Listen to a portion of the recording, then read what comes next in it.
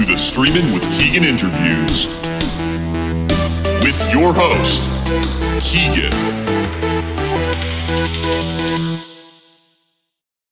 Hey guys, and welcome to Streamin' with Keegan. We are doing another interview stream today. Looks like no one's in chat just yet, but I am interviewing a very special guest who has interviewed me actually a couple weeks ago. I don't remember how long ago, but I think it was like a month or two, maybe a month, a week. I don't remember. But it is James Allan Stellar. Hi. Hey, how you doing, Keegan? Thank you for having me on today. Of course. I pinged everyone and let everyone know that the stream was happening. Might be a little while before people come through. Oh, you know, I stream. I'm used to it. People roll in when they want to. It's all good. Yeah. Hey, Ears and Tails, welcome. Glad to have you here. Hey, Ears and Tails, good to see you. All right. Yeah, no, I'm really excited about this interview. I'm looking forward to talking to you about a lot of these questions I have. Awesome. And you know what? Before we continue, I'm gonna play. I'm just gonna play your the rest of your music idly in the background, because that's how I do these streams. Okay, cool. I play the guests' music in the background while we talk. I do like your stream style too, where you like are talking to the guest and talking about each song after listening to them live. I want to do something like that in the future, because I like that exposure. But for now, this is just how I roll till I read. I mean, all formats are entertaining. That's fair. As long as you're entertaining, that's all that really matters. That's fair. So we can get right in onto the questions. So I have questions for 5 categories. One being marketing related, the other being music related, technical questions, and artist trivia, as well as just questions more existential, like how did you get here? Where do you want to be in the future? Some of these questions are pre-written. Others are more personal questions, and of course, depending on the tangents we go on, we could do all kinds of improv questions. It's really, it's really up in the air. But this is, as far as the scripted questions I have written down here, we'll start with the marketing questions. As indie musicians, we're our own labels and marketing team. These questions might help you broaden your influence and will help us to find you. The first question here is, where can people listen to your music? We are on almost all streaming services. We're at Bandcamp, all the streaming services. Pretty much if you put Clysmic in there, we're gonna be like the third thing down. Cool. Are there any other bands named Clysmic I should know about? In 2020, this person, because I found this searching for myself. I was like, who the frick is this? And in 2020, this guy started this electronic band called Clysmic in UK. Interesting. And he didn't have any of the sites or anything registered. And mine's from 2009. But I just we went on pause for a long time. You're the first result for me on YouTube Music anyway. Yes. Good to hear. That's how it should be, because we were here first. But yeah. Anyway, regardless, I thought about reaching out to him and be like, hey, I'm claiming this name, but it's been mine for I actually, even on the internet, there's a, if you search hard, you'll find some songs written by Clysmic in 2009 somewhere on the internet. They were there on a site that used to stream music before Spotify and all that. Wow. And and you'll find some very poorly made music there. And it is, but regardless, I was thinking about reaching out to him and being like, hey, I'm gonna use this name. Hey, sorry, Snare Mori's in the house. Shout out to YouTube. Mori. Shout out to YouTube Music. Hell yeah. No. Fellow YouTube music enjoyer. Anyway, sorry, I didn't mean to interrupt you. Hey, no, by all means, interrupt. Sure. It's all about you. It's all about you. So anyway, I already forgot what we were talking about. You're talking about your music on this old platform before Spotify. So I was gonna reach out to this other Clysmic, and then I was like, you know what? he's a British like electronic musician that has like 0 people listening to it. And I'm like an American rock artist. I'm like, I don't think there's going to be any crossover that we need to worry about. Like, people aren't going to go, oh, I like that Clysmic song. Let me go search for Clysmic and find this electronic song and be like, oh, that's what? Like, you're going to know. Like, we don't even sound alike at all. Yeah. It's funny too because sometimes people don't register with YouTube Music, so I will get like 2 artists with the same name with radically different styles. Like I know 2 musicians. I know one musician who makes a bunch of like it's hard to describe their music, but it's like it's an indie artist who I discovered named Calypso, and there's another Calypso musician who likes like a completely I don't remember. He doesn't even speak English, and he makes like R&B style, while the other one is more punk. And it's like YouTube Music has these 2 songs mashed together as if it's one artist because it's the same artist. Yeah. Weird. Well, shit. That's a problem with naming your band. Hey, Angel, welcome. Hi, Angel. How you doing? Is this the Angel that had that really cool video I saw the other day? She makes like she makes like these videos where she kind of uses AI to. Yep, she does the rotoscoping AI stuff. Yeah, rotoscoping AI. I was gonna ask you on that if that's what you did, but I didn't want to I don't like to put anything that could be considered controversial into people's comments on their art. Yeah. So, I think I apologize too if I assumed, but I think you said you used AI,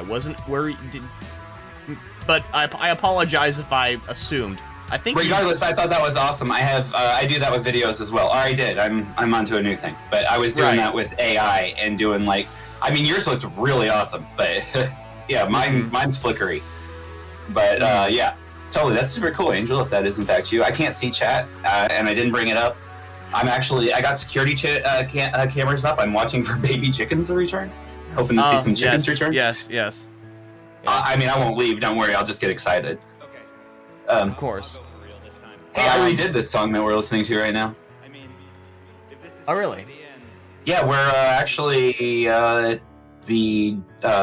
my producer drummer Jason is mixing. Doing all that kind of right now. I was gonna ask you the name. I know you have like another band member. I was gonna ask his name because I didn't want to be rude. Jason. Jason Glenn Jones. I'll have to memorize that because I know you're a duo and he's the other half.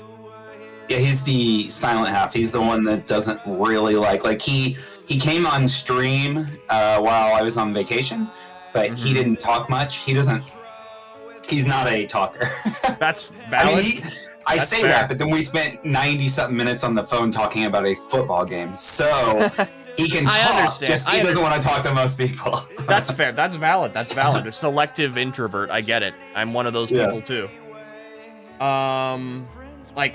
There's no way in hell I would have been able to make all of these amazing friends anywhere else but online. I'm just not that kind of person. I don't go up to people and talk to them. Well, it kind of helps you see if these people are like you or not early before you go in to make that relationship. Sit there and you have this very distant where you just touch them with a few words every once in a while and vice versa, and then eventually you're like, hey, I want to know that person better. You're not committing a lot of you're not revealing too much of yourself if you're not uncomfortable. Hey, Ty Grail. Been a while since I've seen you around here. Hello, Ty Grail. Don't know you, but hi. Okay, this is another reason. This is kind of another reason why I I wanted to have this interview. I mean, you interviewed me, and I wanted to return the favor. That's one reason. But another reason is, I don't know if you like the word community leader. But I think I like those words individually. I mean, I consider streamers like us. I'm not trying to sound like, I guess, grandiose or like we deserve these platforms that we have. It's more like we kind of both have like these focal points where people congregate and meet new people around our streams. I was inspired to do that from a previous streamer who goes by Outlier, formerly known as Rich Av Preem. I know Preem. Yeah. You've spoken with him before, and needless to say, Ty Grail is kind of from that old community with Nice. Preem and myself. And I don't know. I think it's nice to merging these different communities because I don't know. I like that's even though I'm an introvert, I like making people meet each other. You know. That's no. I feel you. Yeah. The community nexus. I like that. Years. My streams are 100% community based. I mean, that's the whole idea of them is to be like I'm not so much trying to introduce indie music to non-artists. Like what I'm doing is trying to more just let's just all celebrate here and have fun. We like each other's music. Why not just fucking listen to it? And God, I shouldn't be cussing, right? YouTube. No, it's fine. It's fine. I cuss all the time. It's fine. I'll still watch my mouth. Okay. Anyway, like it really is just about the community and being like. We all like the same crap. Like, and I'm not talking about music. Yeah. We're all like, we all kind of like have these same little mental things going on, and we're all trying to do the same thing, and we all love art. So why don't we just all hang out? Yeah. And so that's more what I'm trying to create is just a place for us to party. Like, I love that. We got all of these streamers that are trying to reach. Are trying to push indie music out to fans. To fans that are not artists. We have streamers that are doing reviews, we have people covering all these areas. So I thought, why not cover an area? Like, why not just go and embrace a different thing? And that's just, hey, this is where we go to party and have fun and make lore and laugh. I love that. I try to be that place myself. I kind of do a mixture of a lot of things. I don't usually do reviews. That's not usually the way I roll. But I do reviews when people ask, but I don't feel like I'm qualified in any respects to be an objective reviewer. That's how I feel when people ask me to review things. I'm like, I'm not a. Yeah. I mean, I have opinions, but at the same time, I kind of have a mixed relationship with reviewers. I think they're good and they're necessary, but it's also like you can't really fully 100% rely on a stranger's opinion about your own art. Well, this is the thing I'm thinking, like, if you want to truthfully, like, I don't send songs to those things to actually be reviewed because my songs are done. Like, I can't, they're not going to change. They are what they are at this point. Mm-hmm. I do it just for the fun, because I like to hear people say, hey, I like that, and shit like that, like, it's all just to feel good about it. Yeah. And if you are truthfully using those reviewers as you should, you would send it to multiple. Like, you have a song that you're working on, you would send it to like 5 reviewers in a week, get all their different opinions, and then take that back and be like, okay, where can I go with this? Yeah, and any one reviewer is just going to be the opinion of the music they like, and that's true. Like, they're not. Most of them aren't. Even if they're addressing it from like an engineering standpoint, they're still doing it from an engineering standpoint from the music they listen to. But you should hit all those people, get your reviews, and then take it back because none of them are right. They're all just ideas. Exactly. No, I like that outlook. That's why I say there's a time and a place for reviews, and I think it's just important to remember that at the end of the day, it's all that they are is opinions from other people that you can give, that you can choose to follow or not. Right. But they could, give you more ideas that you haven't considered, and you can decide whether or not you like them and incorporate them. And I like exactly. that. Yeah.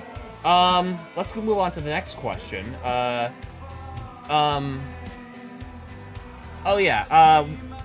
I say this this is another question. What's the primary platform for your music? And when I ask that question, I mean, like, where would you prefer people listen to your music, and where would people get the best idea of what you are, like, your project, your art?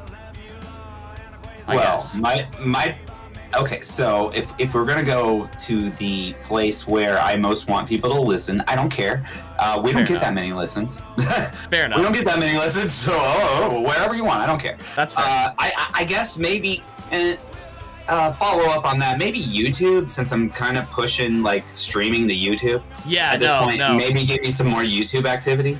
I feel that. Yeah, I'm the same way. I'm the exact same way. Mainly because, and I will say kind of what I'll explain kind of what I mean by this question when I say my priority is YouTube. I want people to listen to me on YouTube because it doesn't just have my music. It has my music videos. It has streams like this, shorts. Correct, It's for all kinds of different content, and it's the best way to see me as a creator, I think. Right. Yeah. And that's the thing. Before I was just a musician, this becoming a creator thing kind of came about like a year ago.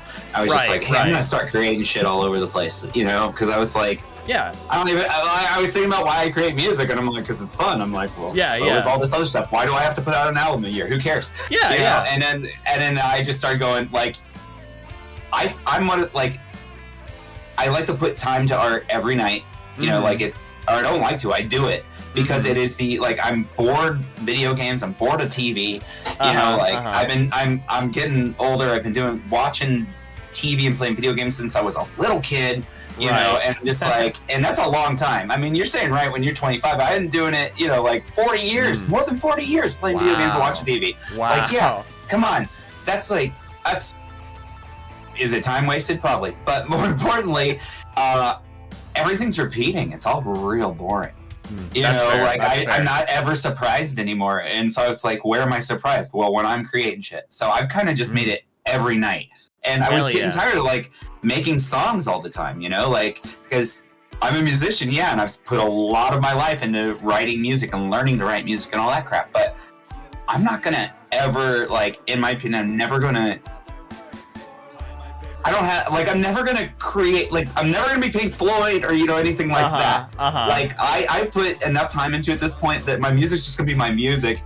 And I'm like, why don't I explore these other art forms? So that's and even streaming's part of that, I'm like, I'm gonna see if I can do this, see what this feels like, and it obviously felt good because I kept doing it.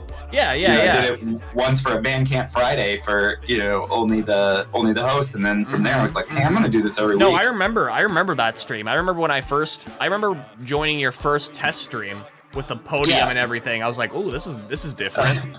Well, I do things different. To prepare for a test stream. To prepare for a test stream, I built a podium in a green screen room. Built the podium. Oh my god.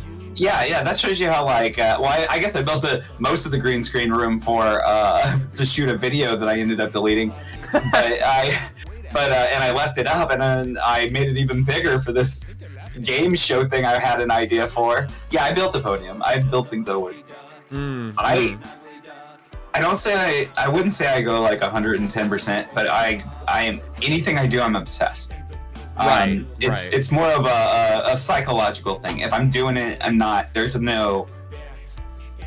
full throttle. I'm going to find ways to make it, if I see something I like in another stream, or especially I've been watching bigger streams and they're kind of not that great, just I don't really like larger streams, where they have 1,000 people in there, and you're like, they're not really participating anymore. No, I have the same opinions. I feel like watching large streamers is very overrated. It basically, there's no point, because it's not.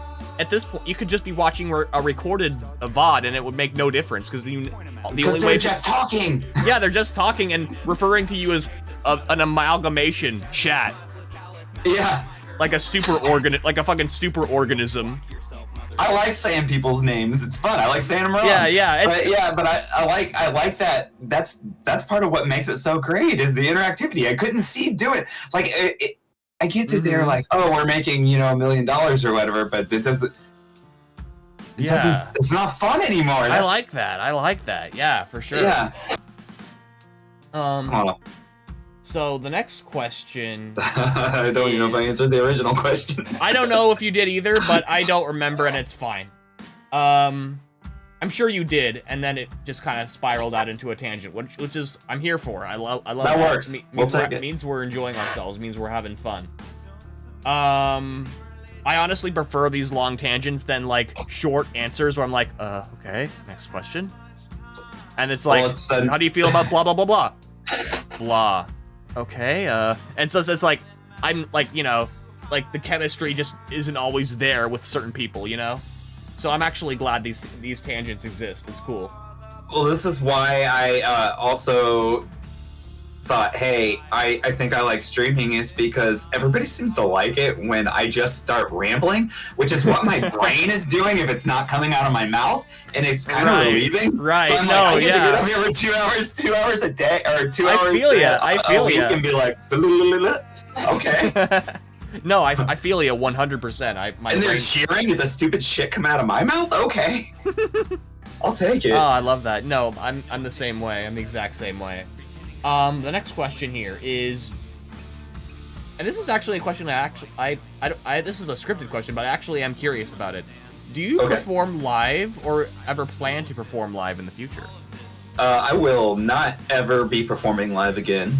Again? That means you have. Okay. I have. In the early 2000s, I was in multiple bands. Starting in 2001, right around the time you might have heard of a little thing happen called 9/11. Oh, and that's shit. That's when my band Opportune Inebriation formed.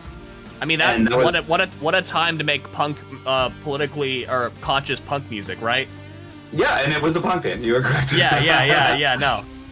And then I was in many of named bands between that, and then I eventually moved to Manhattan, Kansas, and formed a band called The Glory Pit of Hell.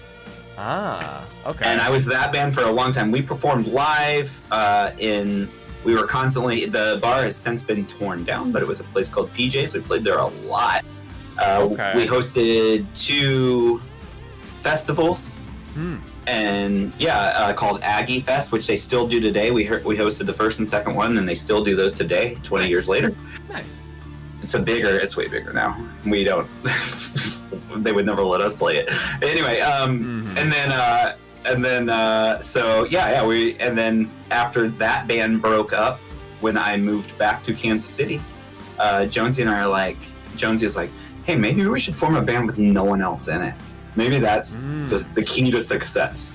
And Clysmic was born, right? We formed Clysmic, and it was the key to the success of making art without having the frustration of a bassist that feels like they don't get enough attention, or a singer that, I mean, I did most of the singing, but we had many singers before I became the singer. Not Clysmic, but many singers before I became the singer of Glory Pit. Right. We had a bunch of different singers because I wasn't comfortable playing guitar and singing. And man, singers are bitches. And I'm sorry if there's any singers out there, but my God, you're bitches. And I know this because I'm a singer. So anyway, and I became a little diva too. I don't know why. When I was in the punk band, I was such a diva. I think back to that and hate it. And like, yeah, but whatever. It was who I was. It worked. Hey, Linderman, welcome. Hi, Linderman. Hi. I was a different person though, because I was called Allan Alpha then, and Jonesy was called Glenn Omega, but now we're different characters now. So anyway, yeah, I did play live a lot. All right. In costume. In costume? Ooh, okay, cool. There was a lot of costumes. There was one time there was a lot of blood. Okay. I had to have a big 6'4" tall guy named Jim with bald hair, taekwondo guy, always standing next to the stage of every show because people wanted to hurt me. Oh my God! Wow, really? Yeah. Jesus Christ. Okay. I was in a conservative town, and I was very anti-conservative. Oh God. hey! Don't worry, conservatives. I'm kind of anti all political people, but conservatives take it a little harder when you say you're anti-political. So anyway, so it's all right. You'll be all right. Yeah, they didn't like it. I'd be wearing like my NoFX Not My Bush shirt and stuff like that. They hated it. Oh, they'd be like, "Fuck you," and I'd be like, "Hey, fuck you. I can barely hear you because." Why?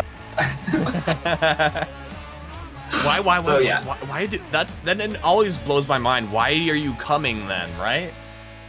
So we had a 4th of July show, and it was funny. We had they wanted to be at the bar. That's why they go there. They didn't know this band was going to come on. They weren't coming to see us. Okay. The people that were coming to see us were awesome. The people 4th of July. Yeah, I could see why. reason- I could see why that could potentially be have some problems. Yeah. There were a lot of people getting upset, but the funniest one was my guitarist Hey, mom Abstract, and dad. welcome. Sorry. Hi, Abstract. My guitarist mom and dad were up there, and they started screaming at us that when we became adults, which we were already adults, they were like, when you became adult, you'll understand why you need to be a Republican. And I said, when you become an adult, you need to understand. I said, when you become an adult, you'll understand that you shouldn't fucking talk at people's concerts. And he started cracking up, and they walked off. Oh my god, that's amazing. I love that. I thought he was gonna kill me. I was like, I was reacting, but apparently he was like, no, you're playing who you're supposed to be. So. Oh, jeez. Oh my god, dude, I could never handle that. Holy shit. All yeah, right. hey, don't tell me your political beliefs when I'm on stage. If you expect if you don't want a reaction, like, shut up. Yeah, right. Yeah, exactly. No. I'm here to perform. Anyway. Yeah. Anyway, hey, Abstract, good to see you. I can't see chat, but I know you're there, and it makes me feel special. You know, you could probably, I don't know if you have the stream open. You could maybe have it look at it on your phone or something if you want. You don't have to. I could. I have the cameras all up, like I said, watching for some baby chickens. Right. Gotcha. Let's go with this next question, though. I kept interrupting you. No, it's fine. It's fine. Let's see. Oh yeah. Where and how do you promote your music?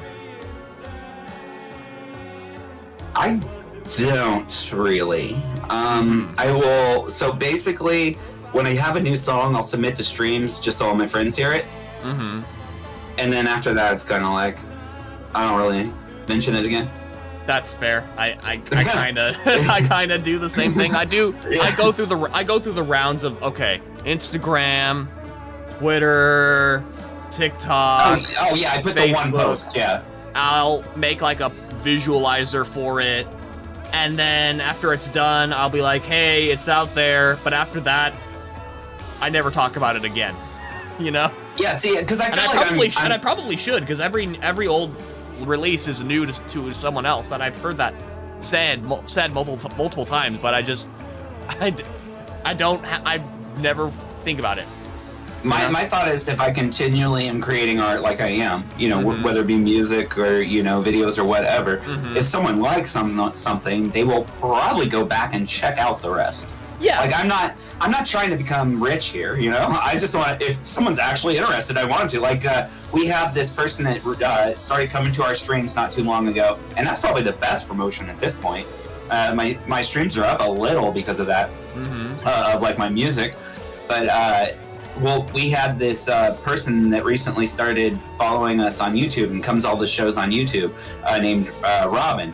And Robin went through and is like commented on all the videos and liked all the stuff. I'm like, so I think that if they find you somehow, if us as content creators, if they find you somehow, I don't know if you hate that name or not, but I don't mind. Yeah.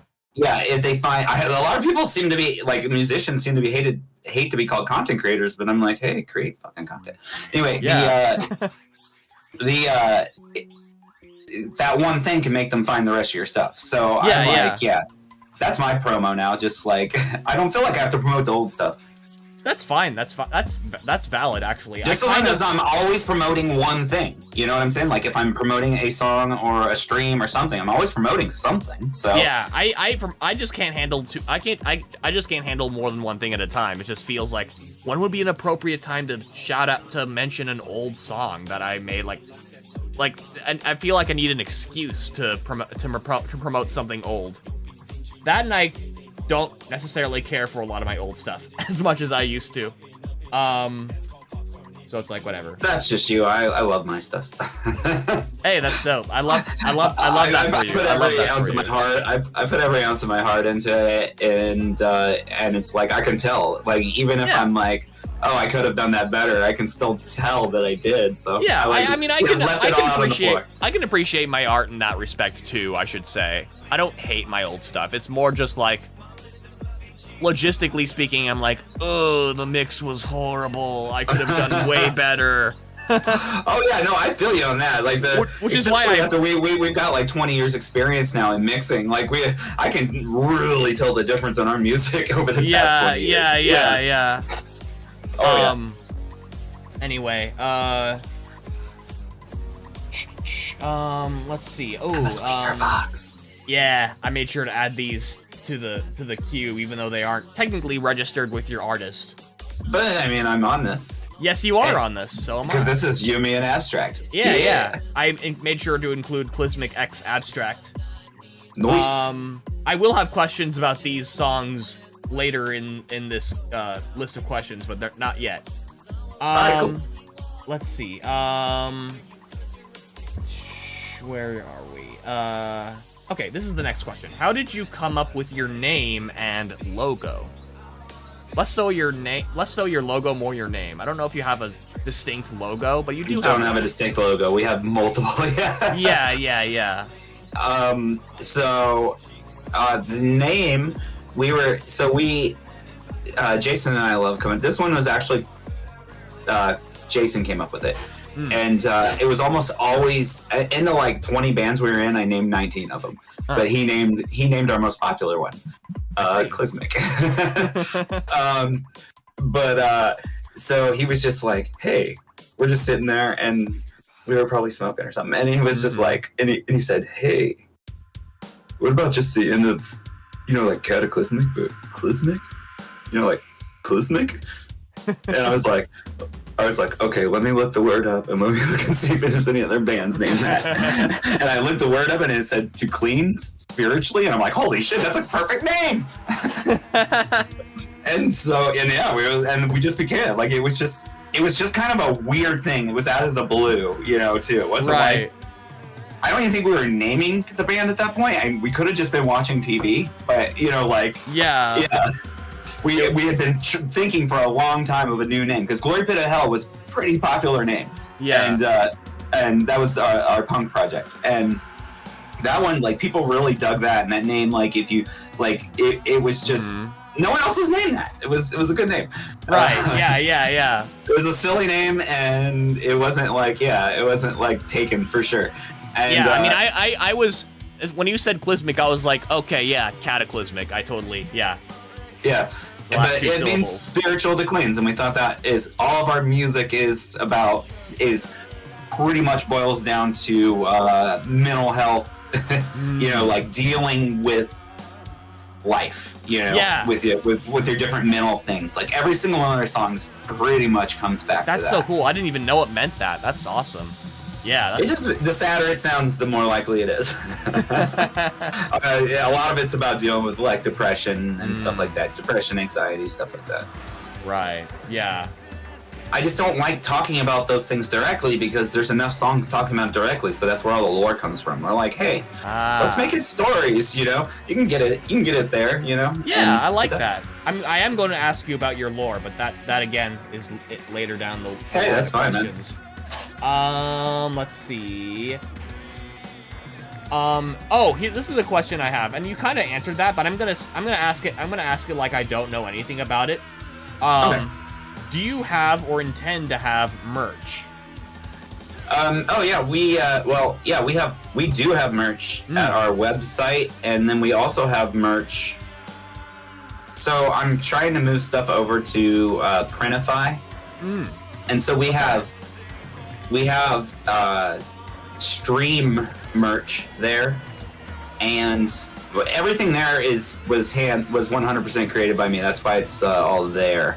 Whereas the old merch stuff, we had AI assistance, and so I'm trying to pull away from that. So we do have a Clysmic apparel, which only has one Clysmic shirt on it currently. I have another question. Yeah.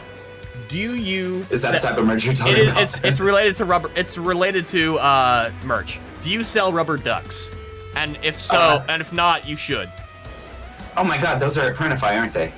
Are they? I don't know, but I think you should. I actually think they have rubber ducks. Let's look. Oh my gosh, why are you not my merch person?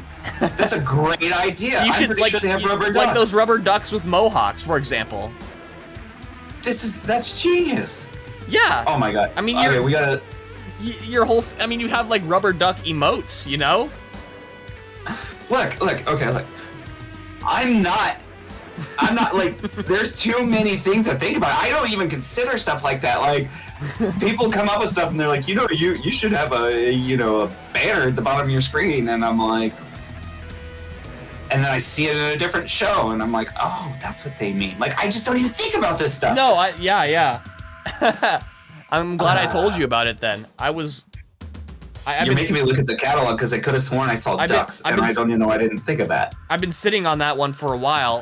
Part of it was because I went to the UK like a month or two ago, and for some reason, especially in Scotland, they love selling rubber ducks, and I was like, you know what? I could see James selling rubber ducks.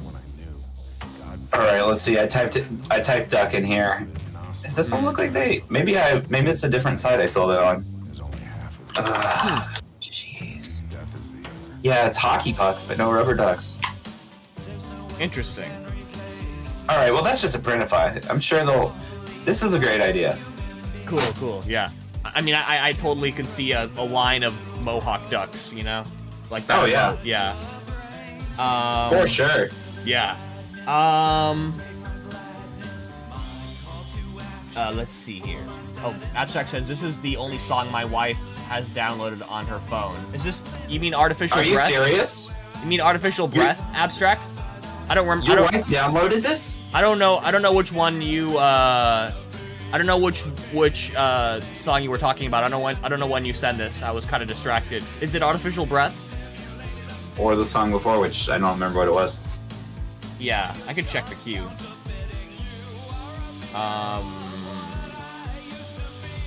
In the Dark, or Squeaker Box, or It Figures, or Another Disconnection. But I don't know how long ago you sent that. Abstract, you'll have to let us know because absolutely that's like a super cool thing. By the way. Yeah, for sure.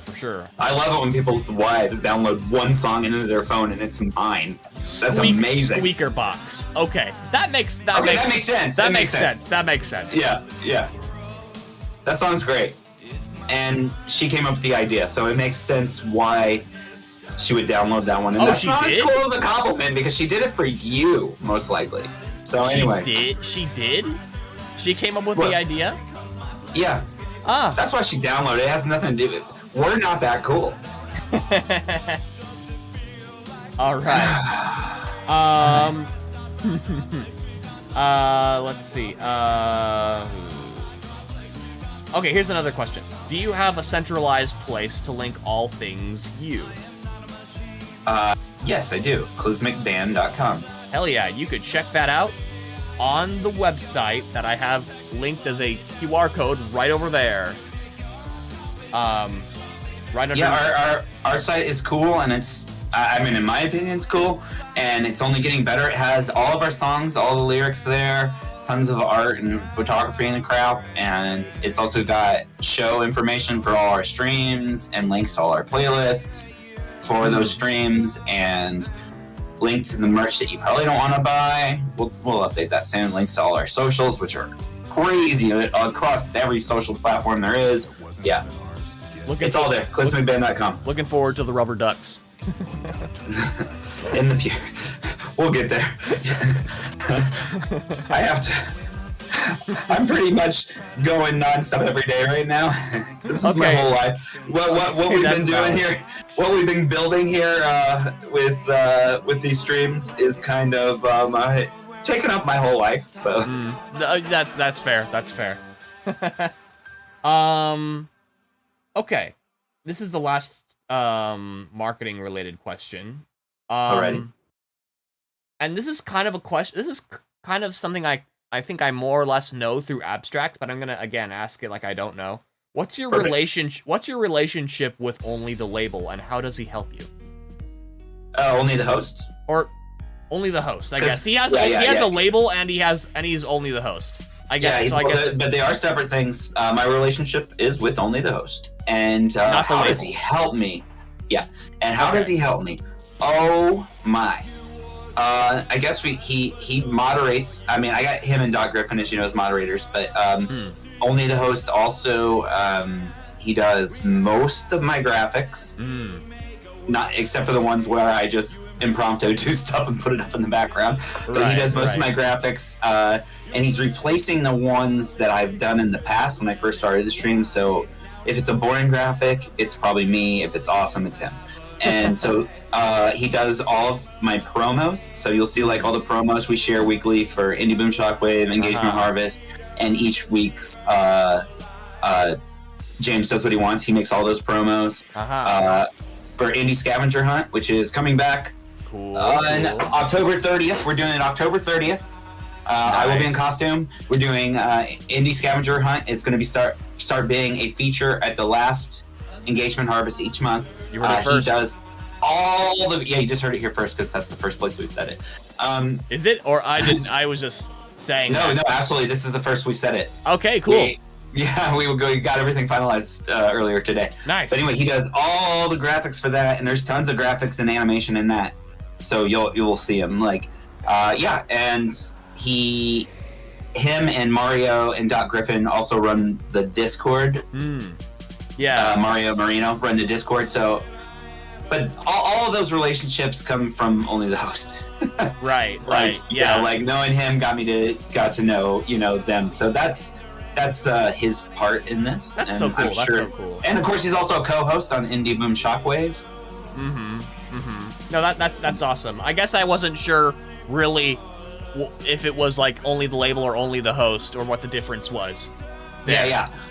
Only the Host is a person that's also a band, and he ran Only the Label, and Only the Label is a huge community of people.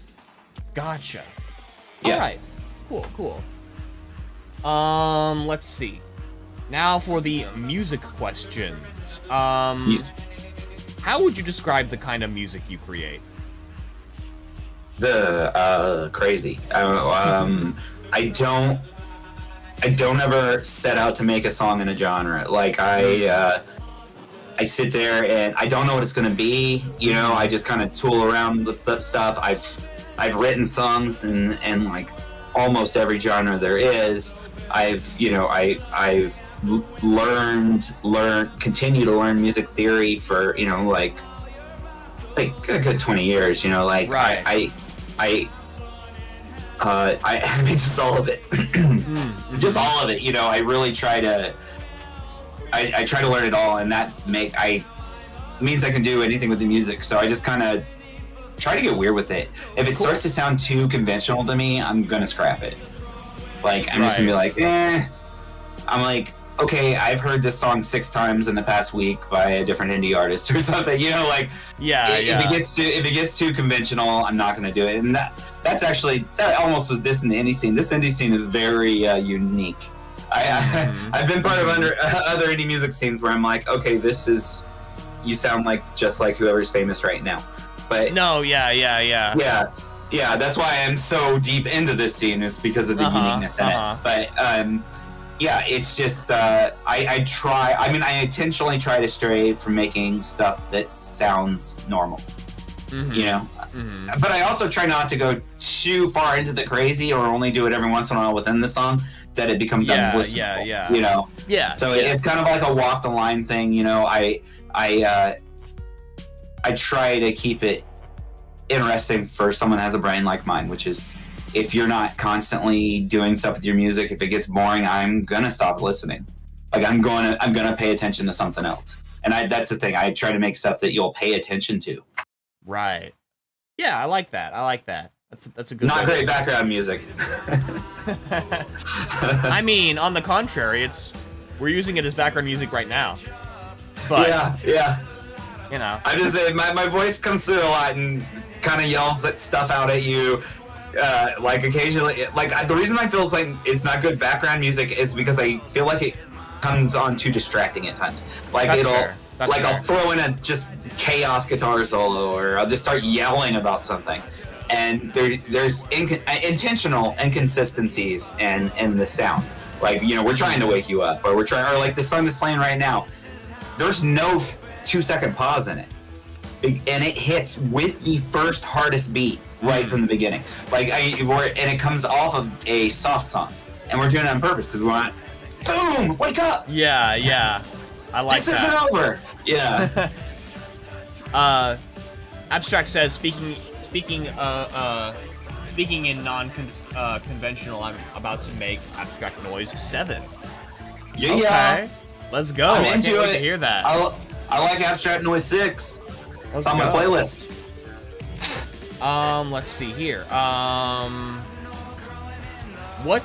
I guess you kind of just explained what you like about the genre or genres of music you create, didn't you? I kinda, yeah. Because that's a separate question. I just like to be interested. That's the whole thing. I just like it. I just like to keep it interesting. That's all. Yeah. Okay. I'll do a country song. I'll do a rap song. I say that. I attempted rap recently, and I'm gonna attempt it again. I got another beat to try it on, but anything I do, I try to do it justice. Though I don't release it like I don't ever. Some people put stuff out there and they're like, I don't know if this is any good, but I'm putting it out. I don't put it out if I don't think it's good. Like that's one thing. Yeah, like if I don't think it's good, you're not gonna hear it. Yeah, no, that's valid.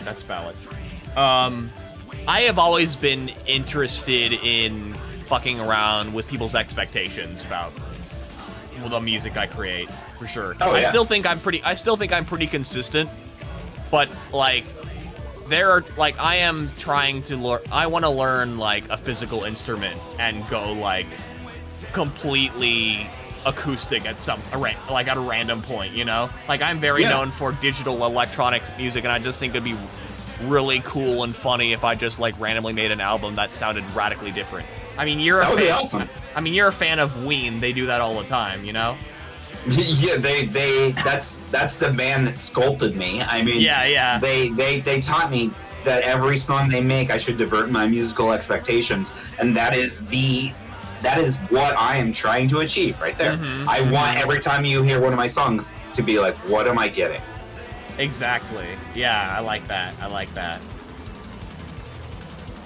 Sorry, I haven't gone to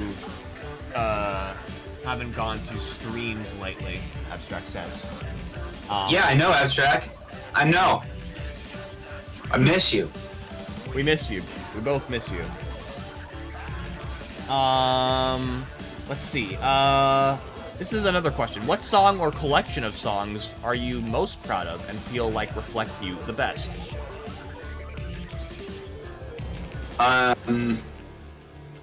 All of them? I think they're all reflections of me. Every single one. They reflect me perfectly. Fair enough. I guess which ones are you most proud of? Every single one? Yeah, I'm absolutely proud of every single thing I've made. Yeah. The Ween Country album was crazy good, Linderman says. Yeah, oh my god, yes. The Ween Country album's so good. Yeah. I love it. And when they perform it live, it is so awesome. Yeah, I love all of Ween though. Like the country album's great. I think the pod's great. Piss Up a Rope, Mr. Richard Smoker are my two favorites from that album.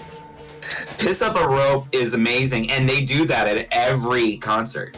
I love that song. There's two outtakes from it, and one of them was "Put the Coke on My Dick." I love that song. Booze me up and get me high. That's another great one that wasn't on there, but it was one of their country songs. Incredible. Huge Ween fan. My introduction to Ween was Ocean Man, which I'm sure is many people's introduction to Ween, especially my generation. I was gonna say, I'm a little bit older than you. My introduction to Ween was being a like, how old were we in 1989? Wow. 13 years old, being 13 years old. That is a whole decade before I was born. Right. And my friend Josh broke into his brother, who was in college's room, and we took a bunch of cassette tapes, and one of them was Ween's God Ween Satan, because they were popular in colleges apparently, and we listened to it, and we're like, this is the best music ever created. and that's been my favorite band my whole life. Yeah. Cool. That's awesome. Yeah, I love that band.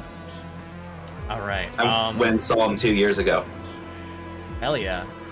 Just yeah. MTV Linderman says.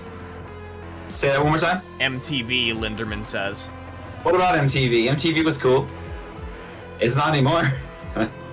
Yeah. I just think maybe it's, I don't know. It's not, I don't know when Linderman exactly said that. It might have been relevant to it might have been relevant to our back and forth. I don't remember. Maybe that's where he first heard Ween, because they did Push the Little Daisies from the third album. Right, that could hit be. MTV. Yeah. Yeah. I was also too young for that. Yeah. You're too young right now, too. That's all right. Okay. Let's see.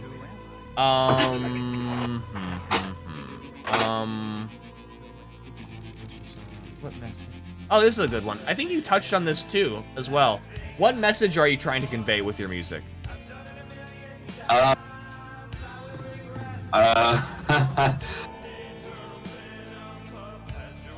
I mean, since it's also lore-based, the messages kind of change based off of the lore. Like, sometimes it's, I hate automation. Sometimes it's like, I hate the government. Sometimes it's, I hate wealthy people.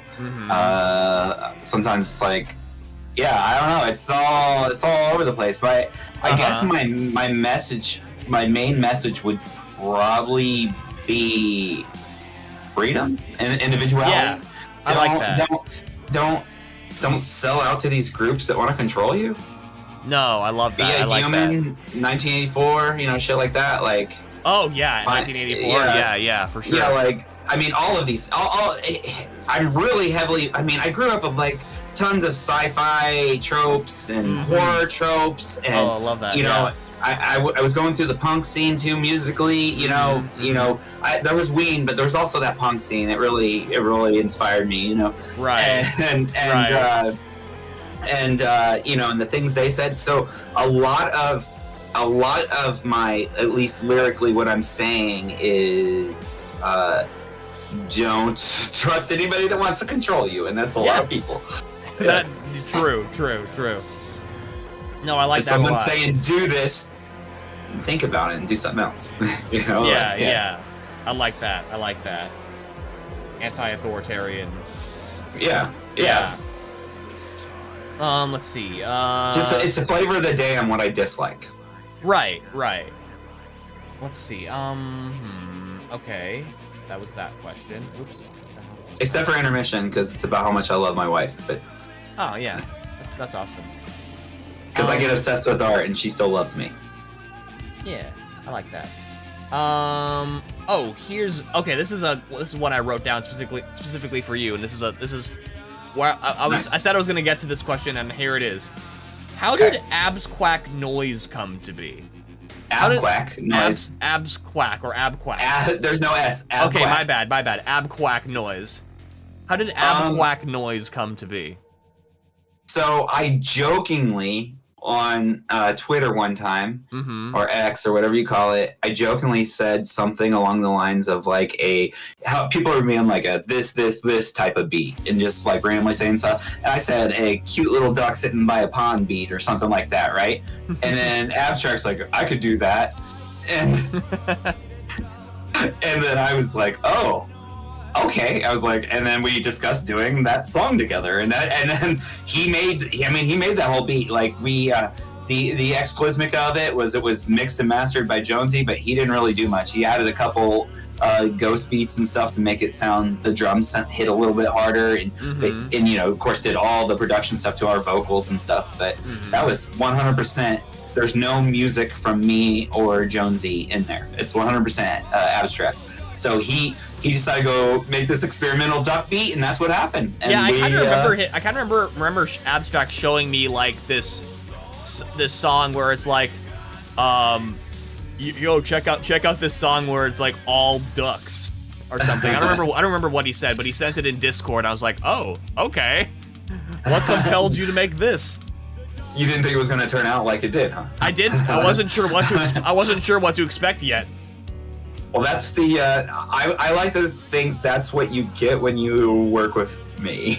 I like that. That is what I've come to expect. I like the contrast.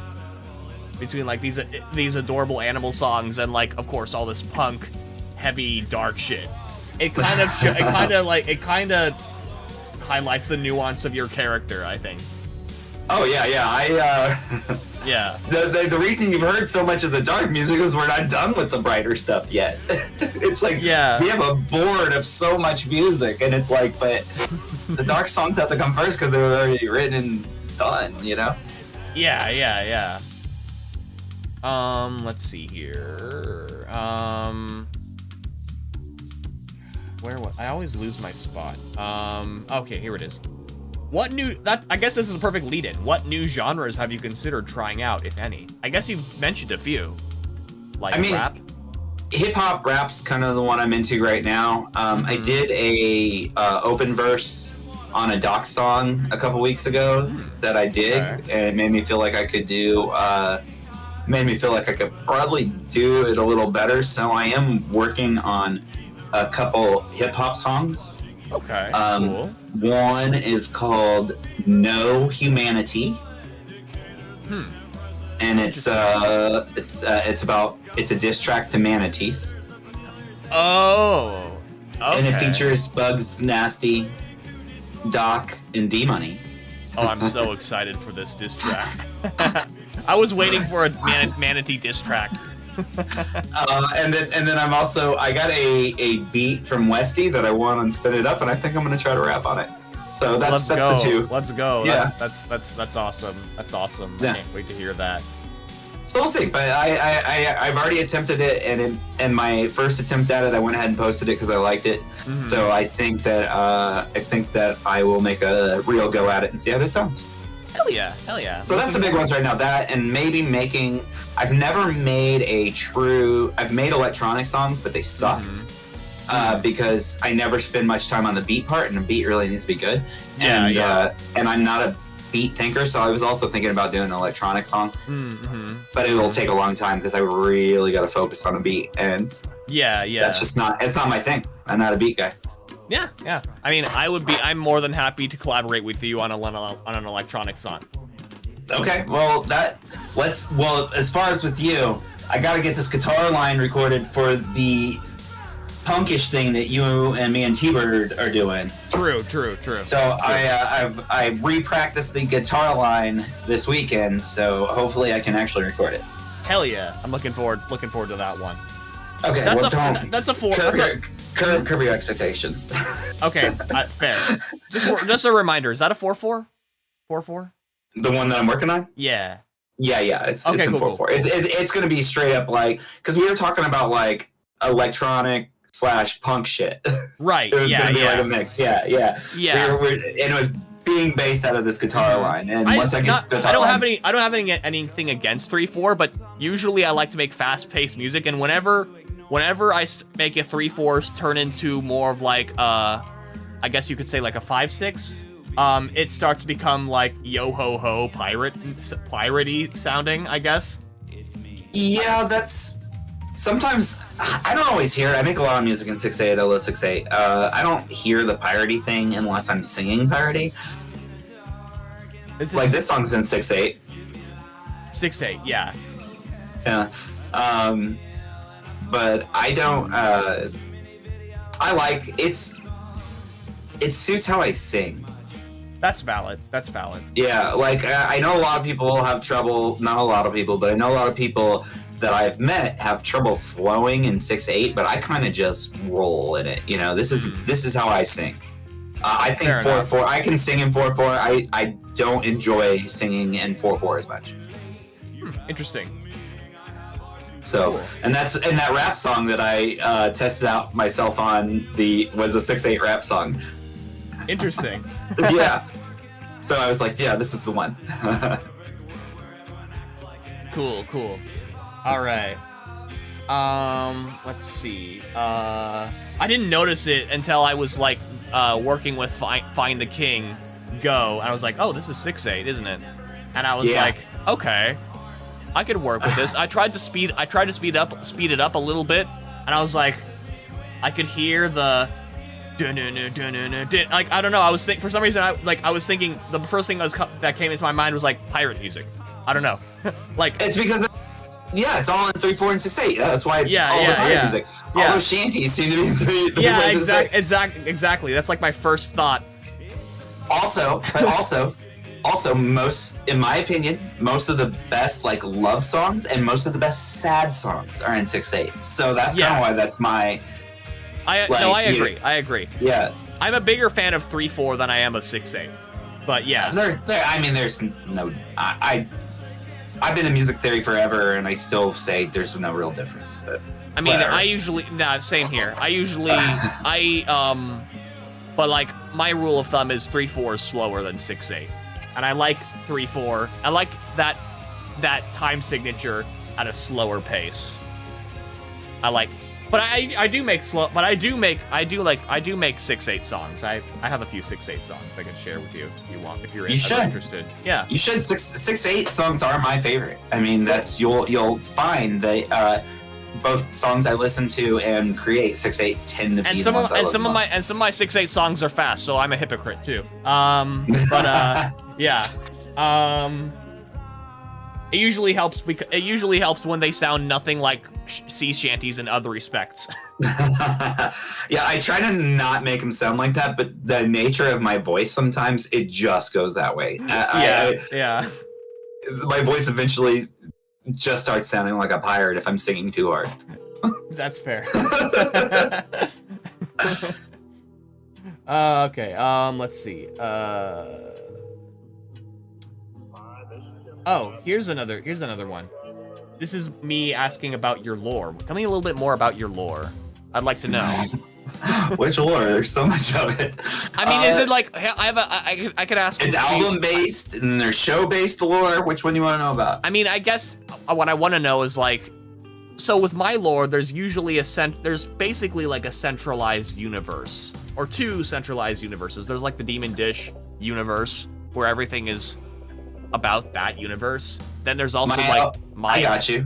Then there's also kind of more like, I guess, my inner psyche, which is, you could say its own universe, but I feel like that's just the average default universe for every musician because it's their own psyche. But like, is there a universe? Is there a universal like? Is there like a universe in your head? In your head for every album? Do they interconnect so they don't interconnect because all those theories about Pixar movies and how they relate, that kind of thing. No, they don't interconnect because the only connection between them is the main character is James Allan Stellar. That's really the only Terminally Disconnected takes place inside of it. Most of it takes place inside of a simulation. But it's a simulation that everybody knows they're in and they want to be in it because outside of the simulation kind of sucks. So inside the Matrix. Except not the Matrix. No, it's not the Matrix because everybody is Joe Pantalonio. Everybody is... No one's ignorant. Everybody just wants to taste the steak. They don't care. They're not... I was gonna walk it back. Like, it's like the Matrix, except everybody knows they're in the Matrix. They know they're there, and they don't want out. And it's my allegory for social media, but they don't want out. They know that it's hurting their real bodies, but they don't want out of it. And so in the terminally disconnected universe, I get out of it, but my character gets out of it. So I actually stopped using social media completely for like 6 months. Oh, wow. I didn't look at it for 6 months. But my character gets out of it and continued writing that album. My character gets out of the simulation, but the thing is like, he's like fighting the king that I'm referring to, fighting him to get out of it, and the king's like, just go. You just leave, right? Yeah, because they don't care. If you don't want to be there, they don't want you there, because you're bringing everybody else down. Right, and so he leaves the simulation and goes to reality, and that's where this song happens that we're listening to right now. My dad in real life died. And then so all these songs about looking at reality from outside of social media are happening, and they're real sad and dark because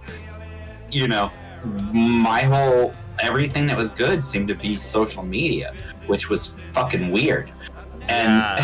and so there's a bunch of songs about hating reality, and then are dealing with it like this. Like, this was super sad to me, and and then it goes to where I steal a ship. So it turns out that I remember that one. I remember those songs. So it turns out that nuclear war is about to happen. They've decided to go ahead and do World War III, and they planned it just because there's too many people. The simulation was to keep them all entertained until they could start this nuclear war and wipe them all out and start over. And there's a bunch of spaceships that the wealthy have built, and the main character steals one. Right. That's meant for like thousands of people. Steals it and takes off. And they try to shoot out of the sky and they miss. And he goes into hypersleep and has all these nightmares. And then he ends up at this planet. And that's where the ship was taking people. They put you in hypersleep and take you. And he arrives there and lands on this planet where it seems they've already started building a new like, there's houses and stuff there. Just no people. Oh, wow. Like, they started rebuilding in this other place, and then he goes crazy for a few months, and then the other ships arrive, and it's all the rich people that he hated and stuff, because those are the only people that could actually escape the planet. Right. And it ends with him like, well, partying with the only humans that are left. Wow. But, that's awesome, dude. That's awesome. But that world ends, so that's what I'm saying. It can't continue. That world ends. And it's just everybody on another planet, all the surviving, which is not that many people on another planet. Yeah, and he has like a whole mental breakdown with that too, because he attacks him and starts trying to beat him up because he's like, I hate humans, but he's been alone for a long time. Yeah. Anyway, and that's that one, and then the current one is the Unstoppable Irrelevance, and what that is it's James Allan Stellar was this punk musician, and this lottery happened. So the government's like, hey, you know, it seems to be the same problem. Too many people. Because the first one, it was too many people. That's why they started the nuclear war. And this one, they determined there were too many people on Earth, and there's not enough resources to sustain all those people. So what they did was they decided to hold, and there's a bunch of videos and stuff for this to support it. But what they decided to do was create a lottery, and in that lottery, basically, everybody has to be in the lottery whether they want to be in it or not. But they're asking you to please just do the lottery. The initial people that didn't want to do the lottery, they wiped out. That was a lot of like punkers and rebellious people and stuff like that. A lot of artists and musicians, you know, people that have rebellious natures, they all got killed in what was called the First War before the lottery. Right. And so the remaining people then, because they needed to eradicate about 3.5 billion people to have enough resources to continue the Earth. So then the remaining people on Earth that were not killed in that war were put through the lottery.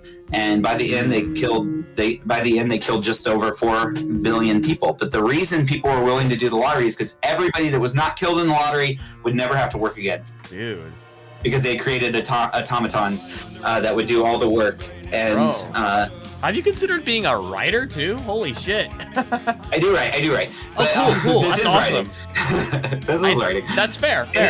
But goddamn. And so the people are like, okay, well, we don't really have a choice because they obviously killed everybody that didn't go along with it in the first place, and I could live with never having to work again for the rest of my life and have everything I want. Why not? So they had the lottery. They wiped out the people. The remaining people that lost the lottery, and automatons were introduced to everybody's lives, and there were these robots, and they're friendly, and they did everything. But they didn't require food and crap. You know, that's the important part. And so James Allan Stellar and the people they missed, because they apparently missed a few of the rebellious people. The numbers keep expanding because we're rebellious, we're crafty. You're not going to kill us that easy, right? Yeah. I just, in this story, I'm the first one that pops up, right? I pop up and I start making trouble through art. And that's what the Unstoppable Irrelevance is. It's the album's current. Artificial Breath was the most recent song in that album. Hey, thank you for the subscription, Empire Whimsy. Welcome to the stream. Hey, Empire Whimsy, awesome. Thank you. She's badass. Hell yeah. Her music's awesome. I think I've heard some of her music on your stream before, right? Yeah, for sure. Anyway, so that's where we are with Artificial Breath. But basically what happened was in all the prologue songs, like Fed Up with Being Fed Up and stuff like that, right? They were sending these robots that were not equipped to be hunter robots to hunt me. And I was just trashing them because they were meant to like clean stuff and serve food, you know, like, and I was making a joke of it and making a big spectacle of it on video so people could see that, hey, it's all fake. And that's the other thing. It was all a giant conspiracy. It's slowly being revealed now that it was a giant conspiracy. The lottery, they picked who was being killed. It wasn't an actual lottery. They killed anybody that could be possibly rebellious, like artists and stuff like that. They were trying to wipe out art, amongst other things. Anybody that could rebel. And so that I'm slowly revealing that while bashing these robots and stuff, and so they're like, we gotta stop them. And so I ran to Alaska, and they and because I have marshes all around me, the robots can't cross it. Which is true. Only the host, welcome. only no, it's good to see you. The only Twitch viewer here so far. Everyone's on YouTube. It's the opposite of my streams. Yeah, this is just normal for me. And anyway, so they created another robot, and they're like, here's what we're gonna do. And this is where like anxiety, killer robot, all that comes from. The song we just played a few seconds ago, they created this killer robot, and basically what he is they however sci-fi magic, they got all of my mind and put it in his, because he's got to think like him to find him. And they put this in this robot, and they're like, okay, we need you to go find James Allan Stellar and kill it. And instead he's like, anxiety, imposter syndrome. He starts going crazy. He's like, I couldn't do that. I'm not good enough. You know, like he gets all of my bad stuff too. You know, all those bad thoughts in his head, and it drives him crazy. And so they're anxiety. The doctors are like, you don't have a cat. It's impossible for you to leave a stove on. Like all the reasons that you're saying you have anxiety, you couldn't have. And he's saying, wait, you're saying my problems aren't real? Which is, you know, what happens when we start going crazy. And And then one of the doctors ends up just like letting him out. He's like, go find James Allan Stellar. He's probably the only one who's gonna understand your mind, and let him out because he was going crazy and like killing scientists and stuff. And so he goes and looks for me, and then we meet in the third song, Follow Me. He is one of the voices in it, because they all sound like me, because they programmed the robot to have it sounds like me. So when I'm singing to him, it sounds like me, just a little bit like robot tittiness on his voice. Hi, only the host. He was like, the fuck, why is everyone on YouTube? And he joined YouTube. Awesome, welcome. And so in Follow Me, it's back to the brainwashing thing that I'm always against. And so I am saying that politicians, celebrities, governments, the reason they want you to follow them when they're saying, hey, follow me, like, and subscribe. They want, they want to, it's all a feature of control. Like we do it too. Like we're not trying to do it to be nefarious, but we're also wanting people to like, notify, follow, and all that. These people are using it as a form of control, and it's the reason you're seeing so many like, right-wing misinformation videos in your feed is because you like and notified it. Like you are putting yourself into this control. And that song I'm saying it's I'm saying that is about all these people, because I think celebrities. I'm very anti-celebrity. I think celebrities are like, we love their art and stuff, but they didn't. I don't think really many of them, their drive comes from not being fucked up. And that's the problem. Like the reason we're seeing so many celebrities come out as like as diddlers or as assaulters or all that is because they are they're messed up. Artists are, we have mental problems, and you feed us, and you put these mental problems in this place where they have access to everything.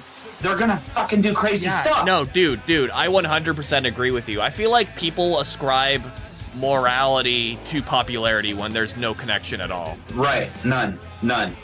And it's it's frustrating. And I'm anti-celebrity in the sense I should say I'm not. I mean, I'm anti-celebrity in two ways. I'm not anti the person who's famous necessarily. I like a lot of people who are famous, and honestly, in many respects, those people who are famous are often victims of their fame, which is one reason why I'm anti-celebrity. Is like, I don't think people should be like probed in such a way that's almost like dehumanizing. I recently saw a video documentary about Billie Eilish, who used to be like a nobody musician, who got her big break on, I think, a platform like TikTok, if I remember correctly. Or no, I think one of her songs got blown up somewhere. But regardless, she got picked up by a label really, really early in her life. She was like late teens, and they just no part of her life was off limits. Yeah. Like, all of her privacy was completely gone. And it was just like, I watched a documentary about her, and I was just like, holy shit, why are you filming her calling her boyfriend breaking up with him? Holy fuck. What is wrong with you people? Yeah, that's exploitation. Yeah. I'm pretty much against that too. My anti-celebrity stance, though, yeah. I just want to clarify. My anti-celebrity stance is as them using their platform to tell you what to do. Yeah, no. I mean, that's why I don't say care that they became celebrities. Yeah. That's why I think I know what you were talking about too, and I'm anti-celebrity for the reasons you stated, and I'm anti-celebrity for the exploitation reason as well. Yeah. And like the paparazzi, all that other gross shit. It's like, leave people alone, you know? I think it comes down to the same thing. Like, don't put people on a platform. Don't put people on a pedestal like they should be worshipped, because they're not. Their fame doesn't equate to their morality, or they don't. Other than what they create for their art, like, that's all they should be thought of. Well, I'm gonna interject here and say they're not getting paid that money because of their art. There are 500 people that could do the exact same art of any celebrity that's out there. I'm sorry, maybe more than thousands could probably do. With 8 billion people, there are probably thousands of people that could do exactly the same type of art as any celebrity you see out there. That's they're not celebrities because of their music. They're celebrities because of their look and the things they say and how they can be used commercially as a human toy. Like, they're not. Yeah. If it was just about the music would be way better. And I'm not trying to dog. I'm not trying to dog like on it. It's repeating the same music over, like, for me, like 40 something years. I'm hearing the same music that I heard 40 something years ago. That's insane. Yeah, there's so much new and different things. It's insane. It's you're not a celebrity. In my opinion, you're not a celebrity because you're art anymore. You're a celebrity because of what you can do socially. Yeah, and it depends. It depends. Maybe I feel like a lot of the. I agree. I feel like a lot of the mainstream celebrities who've been signed by labels are absolutely recyclable in many respects. I usually sometimes we have to kill our heroes too, though, to get rid of the mediocrity. Like, that's the downside. That's the downside. There are bands I love that are celebrities, but unfortunately, if you want to cure the issue, the people you love have to go too, because they're probably not the same. It turns out a lot of the celebrities I love turn out to be fucking dirtbags. So it's not really, to me, might not be losing anything. We don't know. We don't know. That's fair. That's like, there are so many people that I've loved over the past 10 years have come out to be complete trash, and it's like, God. I mean, God. Yeah. The way I see it, I totally agree with you that I think it's has very little to do with art.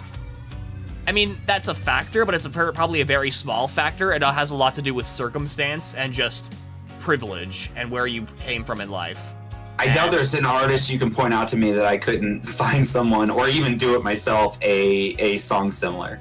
Yeah, exactly, and that has a lot to do with maybe they did it first, maybe the game was different then, maybe they had a leg up financially, or they knew the right people, like that kind of thing. Like, there are all kinds of different factors that we're not considering. Yeah. I think my stance on it is I'm anti-celebrity in the sense that I'm anti-celebrity worship, I think. That's a good thing to be against. Yeah. Like, I don't... Like... anyway, we could talk about this forever. And the song that's playing right now, it says that you worship your favorite political celebrity, because that takes the celebrity status to where I was going to go with it. And that's now politicians are celebrities. Yep. And it makes no sense. Tell me about their art, because they are treated just like rock stars and movie stars. Yeah, they are treated exactly the same. Tell me what their art is. Yeah, and that's the thing. Most people don't even give a shit about their policies. They just, for like Donald, like most people don't even know what their policies are. Like Donald Trump, nobody knows what his policy. He just says a lot of cool things like that people can relate to. Like a lot of people down south could relate to. Like I don't know. Anyway, I could go on all kinds of different tangents about that. No, I know your positions on that stuff. But I'm just saying that's what it's became. That is what celebrity is. That is my comparison right there. There is not the difference between a musician, a movie star, and a politician. They are all the same kind of celebrity. What they do to get there is not about their art that got them there. It doesn't matter anymore. This is what we are now. You know, it might have been one way, 10 years ago even. I think it probably started before that, but it is what it is now. Like there's no currency in what you create. Yeah. I think that is a sad reality. I don't know if it's that cut and dry. I think there's nuance and it depends. I have a bit more hope, but maybe it's naive. Maybe I'll go on. I did this song called Wendigo, and it talks about chance. Yeah, like I think there's. I don't think it's all. Chance is the dreams of the poor, buddy. Yeah. Like, yeah. Anyway, They want you to have that hope. They want you to have that hope, so you keep producing for them. Yeah. Maybe I am just naive, but I don't know. Whatever. It's like we were talking about earlier. Nobody knows what's going on. I'm just telling you what I think, and I could be way off. It doesn't matter. That's fair. For what it's worth, I agree with you. I just don't think it's always that cut and dry. I think there's nuance. Yeah, I feel you. Let's see. Where were we? This was the no surprise at all. This was the tangent where we talked about your lore. What new genres? No, we talked about this too, didn't we? Yeah. What do you get out of making your music? This is the last music-related question. Therapy. I get something off my chest. I get to say what I needed to say, even if I'm not saying it clearly for you to understand. I get to say what I needed to say. It's cathartic for me each and every time. That's why I do it. Like I feel it spiritually every time I do it. That's why the name Clysmic works. And I get little dopamine releases when I share it with my friends and stuff, and they say they like it and shit, or even if they say they don't like it, I still get a little dopamine because I'm like, well, fuck that guy. But anyway, and then, but yeah, so yeah, that's I get a lot of. I get to make connections with people, like I like it when someone says, hey, I feel that way too, like that's I get dopamine releases and mental health. Awesome. Yeah, no, I think we all get something off our chest, especially when we're trying to do like music to vent and get stuff and like say stuff, I guess. Yeah. Yeah, I don't really make music just to be not say anything. That's fair. You could say that Abquack Noise and Squeaker Box are me not saying anything, but I am 100% saying stuff there. That's fair. Especially, as a producer, one song was about being social, and the other song was about only about how much I love ducks. I mean, it depends on it depends on your definition of saying something, I guess. Because as a producer, I have the option to make music and not say anything at all if I wanted. I could just listen to Squeaker Box and pretend I'm talking to my Twitter family. Yeah. But like sometimes I'll make a song where it's like primarily about the vibes of the instrumental and to dance to it. And I'm not necessarily saying anything there, I guess. I don't know. Yeah. but like maybe I am saying stuff with my music, like my song, like the instrumental. I don't know. An interesting way. Saying stuff can mean many different things. Anyway, now it's time for a little bit more like, I guess this is artist trivia, which is just more like fun miscellaneous questions. And I have a few questions that I've written just for you, and some that are more just general. Who's an artist? Who's an artist we wouldn't expect you to listen to? Just based on your vibe, the kind of music you create, what's an artist we wouldn't expect you to listen to? You think? Can I look at my Spotify? Let me look. Hold on. I'm sure I can find some. There's been bands, I just can't think. All I've been listening to lately you don't is even have to. music. You could also just think about like something that's a band or artist that you based on the kind of music you make, you wouldn't expect us to like. I don't know, like a artist or band you that you like. Or I feel like I'm looking at bands I listen to that were not indie, and I feel like they would all be like System of the Down, Muse. I feel like they're all bands that you would expect me to listen to. The Delirium. Hi, Daniel. I don't know. Oliver Tree. Oh. There's one. Childish Gambino. Okay. No, that is something. I like an example of that would be I listen to folk punk. Okay. Like who? Like Harley Poe. I listen to Days and Days. I love Harley Poe. Let's go! Holy shit! Harley Poe's on that song. Oh my god, I can't remember the name of it right now because I haven't been listening to it in so long. But the one where he's bad, he's gonna die. He did 2 versions of the frickin' song. Oh my god, I gotta look. Let's go, dude! I love Harley Poe. Let's go! I haven't listened to him in a while, but holy crap! Let me look at the name of the song. Harley Poe. That's awesome. Hell yeah. Okay, great. I mean, that makes sense. Everybody knows my name. I love that song so much.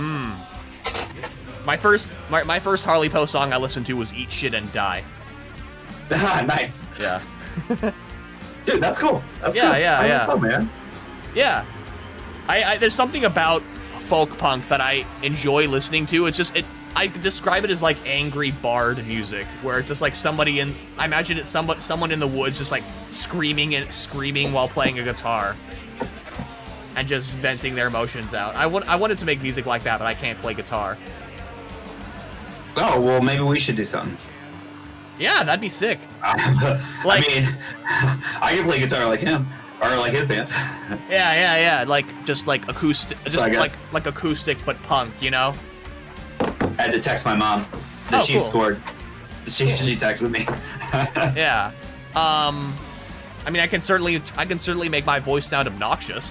You know? Hey. I don't think Harley Poe sounds obnoxious. No. Here's the thing. Me neither. But at the same time, and this kind of comes back down to like mainstream tastes and how recycled everything is. You've said how sometimes you think you. I don't want to take words.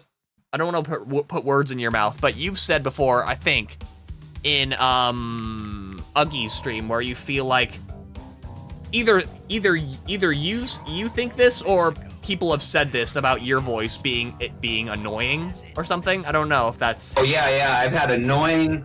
I had a review of one song that said this song might be okay if it weren't for the grating vocals and lack of guitar playing in the guitar solo. I was like, oh shit. Dang. Yeah, and here's the thing, like I like Harley Poe's singing, and I like your singing, but it's like, I feel like there's a certain this is something I love about punk music in general. It's like they don't care if they sound conventionally attractive vocally. I guess they don't want to sound mainstream. They don't give a shit.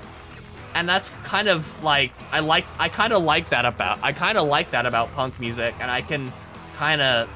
That's one of the things where it's like just raw emotion without giving a shit about how you're perceived by the general population. Can you give me one moment? My wife is calling. Oh, sure. I'll be right back. Yeah, intermission time. Hello? Hey, I'm in the middle of an interview. Is everything okay?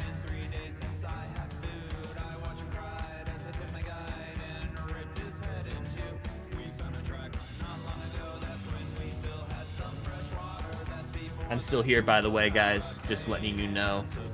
I could go back to the intermissions. I could go back to the thing, but I like this intermission card.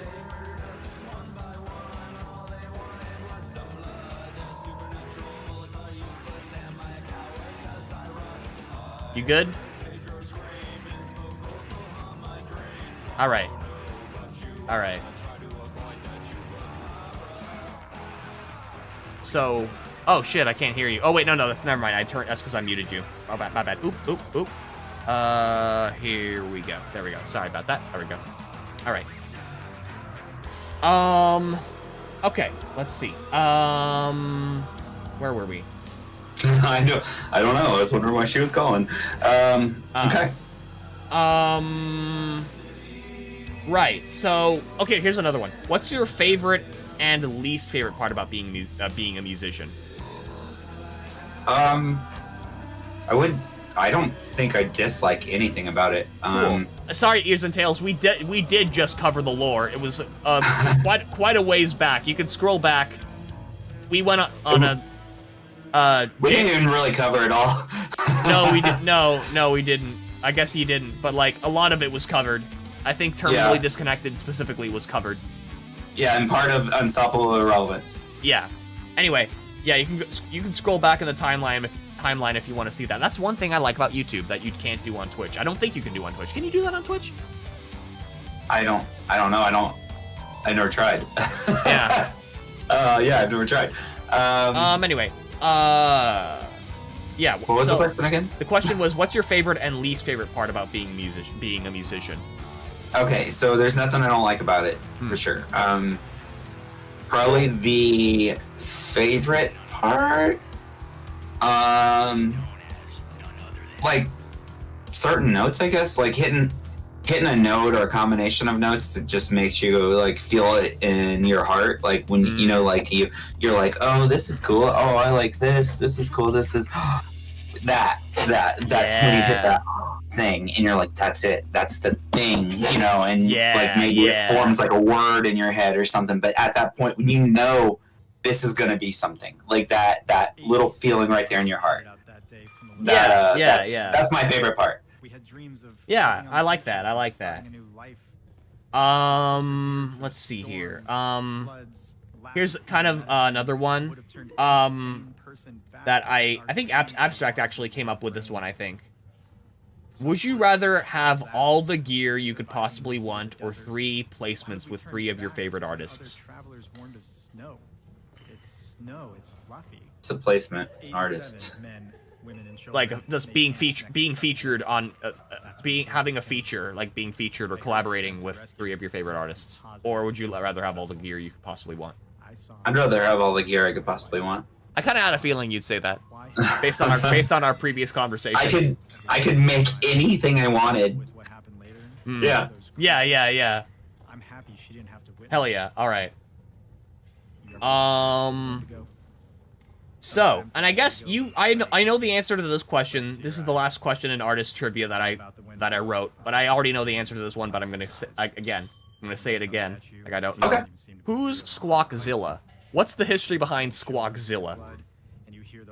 Squawkzilla is one of the 7 baby chickens that were named by the chat of my streams. Right. Squawkzilla is a chicken, lore-wise. Somebody, and I have my guesses of who, but I don't know for sure, and I'm not going to call it out because it's too much fun, but somebody created a Squawkzilla account on Twitter, started harassing me and other people, and that is not my lore. That is whoever has created that account's lore, but I'm going with it because it's great. But apparently, PETA sent a phone to Squawkzilla, who thinks he's a duck, but he's a chicken for sure. He's half chicken, half dinosaur is what he says, but he's 100% chicken and also alive, just so you know. Thankfully. Oh, great. Thank God. Yeah, which I was worried about that.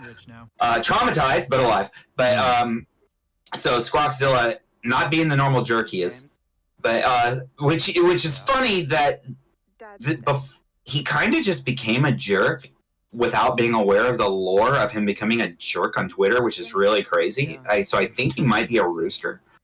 I don't know yet because he hasn't grown up enough. But I think he might be a rooster. So it's really funny because he's actually started getting an attitude like the Twitter character without knowing the Twitter thing exists, which I think is really weird. I guess you're getting the beak on and off Twitter now, huh? Yeah, right. Yeah. And he does. He like tries to bite me and stuff. But I mean, he can't hurt me. But still, yeah. He does it. So anyway, so somebody in the community created that character, and I'm going with it. Yeah. So half dinosaur, half chicken that thinks he's a duck, named Squawkzilla that wants DoorDash.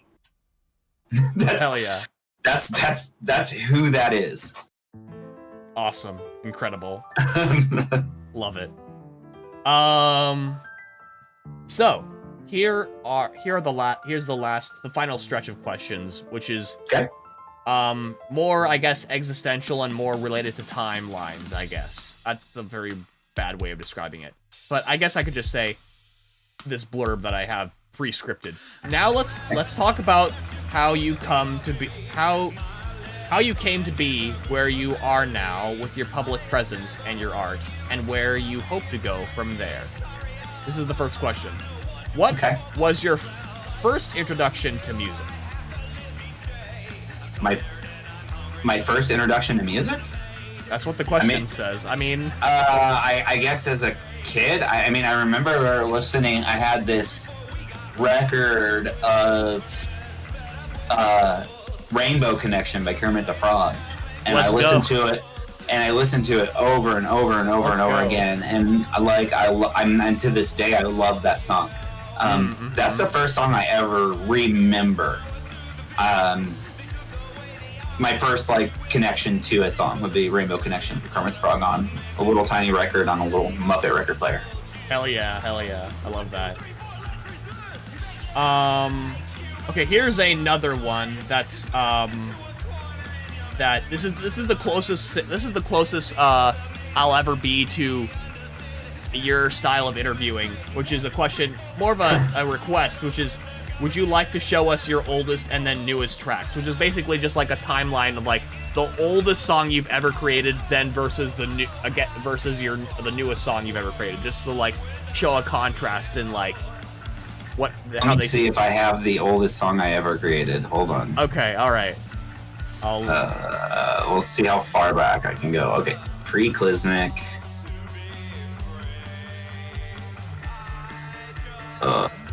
Is it in here?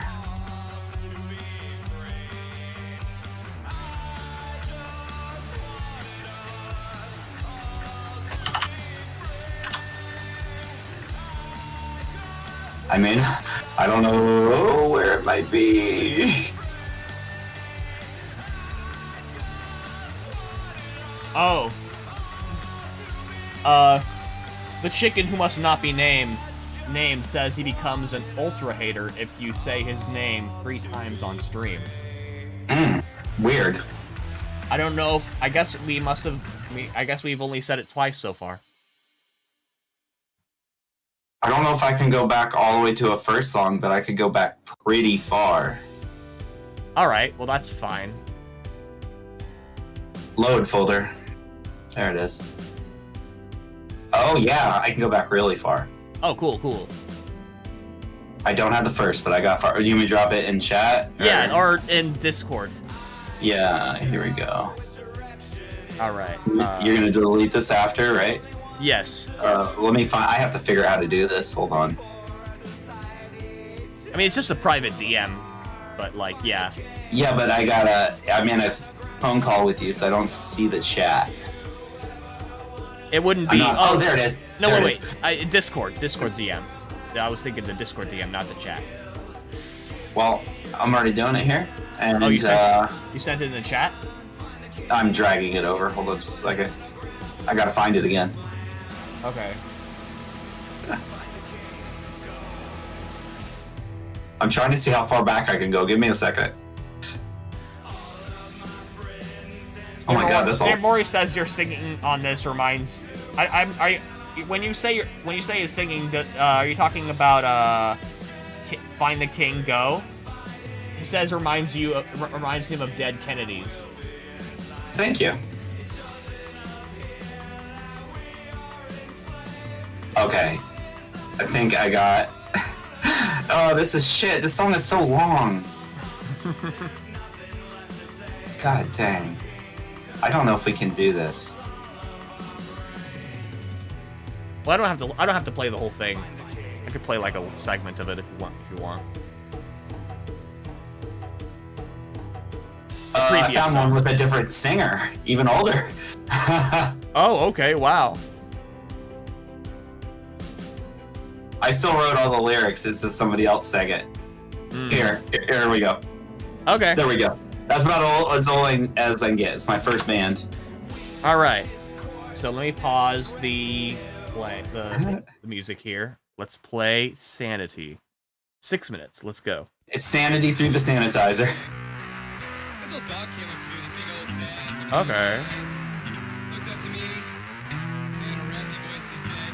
I can still hear the influence.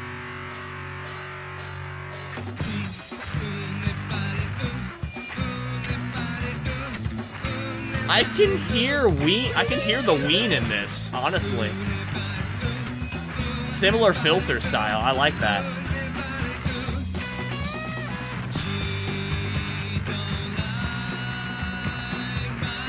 All right, see you, Years. This is bad.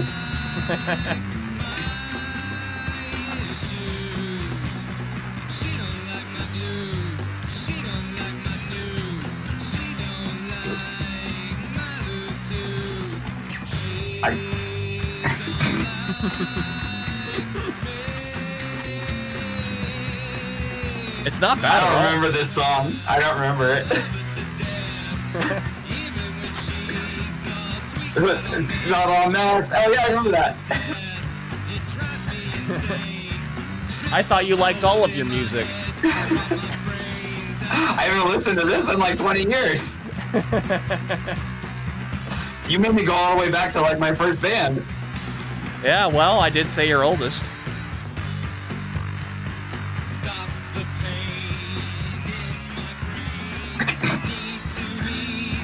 I like it. I like the filters on the guitar and everything.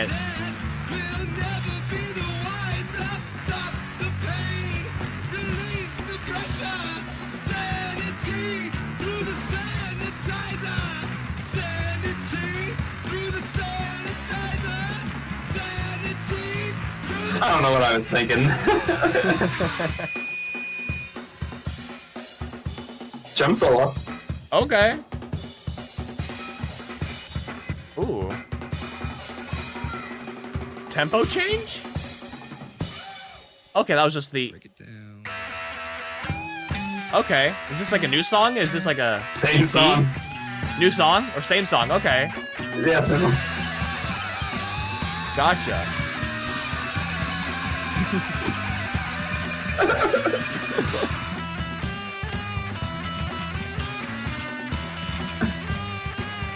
I didn't know it used to know how to do bridges. Or play a guitar.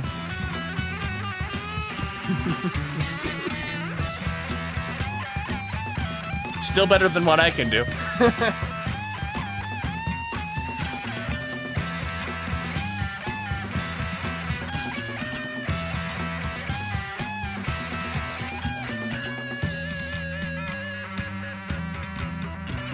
Only the host says, "I'm so glad you shared this." It hurts. Oh, I remember this part. I do like this part.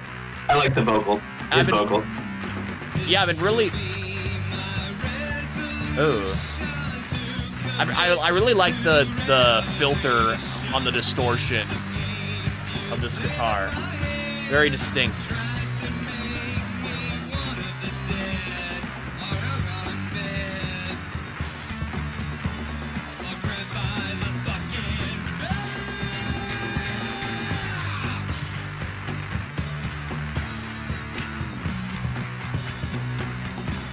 Definitely screams indie punk. Oh, we don't have to listen to another guitar solo, do we? Well, you know.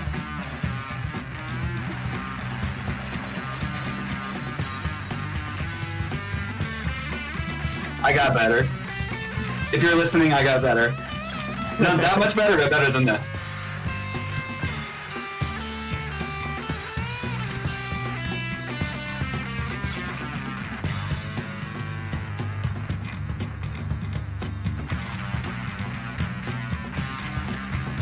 I think I could redo this song way better. Cool. I mean, that is exactly what I think when I listen to an old song I've created. Is like, oh, that's why I have so many recreations. That's why the January Again album exists. Bass solo. Oh, yeah.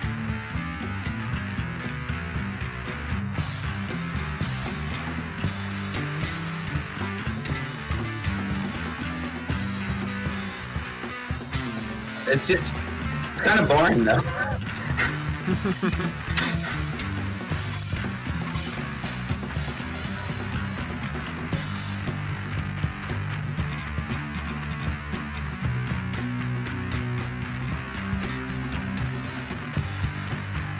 Is it almost over? Yeah.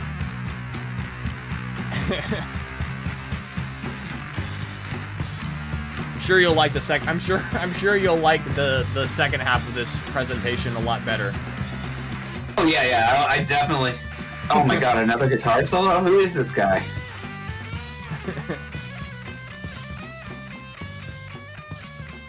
I guess that's how I learned the guitar solo, by doing it a lot. Yeah, makes sense. Practice makes perfect. So, that was Sanity. One of the oldest songs you've been a part of, right? Oh yeah. Okay. Oh yeah. So now for one of your latest works, the ones that the ones that you want to share early, that is. Oh, like share something early? I mean, you don't have to. I mean, like if you want. I don't think I have anything I can share early. I have a real. No, I don't want to share that early. Okay, fair enough. We can do something that's already been released. Artificial Breath? Are you? Yeah, Artificial Breath, or that little like rap thing I did, are the little things I've done most recently. Yeah, okay, we'll do that. It's been playing in the background, but like we can do that. All right. Yeah, I can send it through here, I guess, if you want to. Would you want me to send Artificial Breath? Sure. Okay.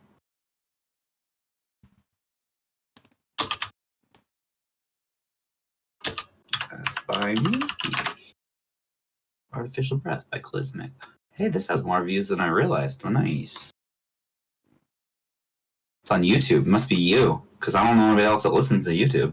Oh, it was probably it's. I think it's probably me. Nice, I'll take it. Or Snare Mooring. I don't know if he listens to your music, but he should. Let's get it. Artificial Breath. I was there when the first breather rolled off the assembly line. I remember this one. When its eyes opened, it gasped. That's when I knew. Already massive improvement in the production quality. Oh yeah. Breath of life. Life is only half of the gift. I love this one. Mm-hmm. Whoa, there's no way you can replace me. A thoughtfully evolved human being. Can't progress without a little growth. Let your brain take control. Feel the sadness, try to take my gladness. My call to action for my satisfaction. Create a brand new landscape. That becomes my planned escape. Finally a world where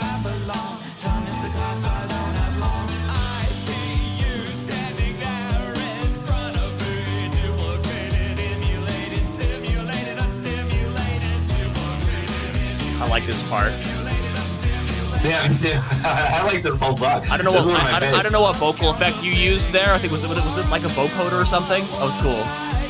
I don't know. I'd have to ask Jason. Sounds like a vocoder. Yeah, he did something to take the copy of my voice and make it sound Robotic. like it was being repeated back at us by a robot. That was my real breath, repeated over and over again. You're doing it so you sound like me. Can't be pressed without a little growth.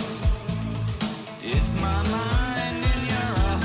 Feel the sadness, try to take my gladness. My call to action for my satisfaction. Create a brand new landscape that becomes my planned escape. I'm in a world where I belong. Time is the cost I don't have long. What does it feel like to artificially breathe?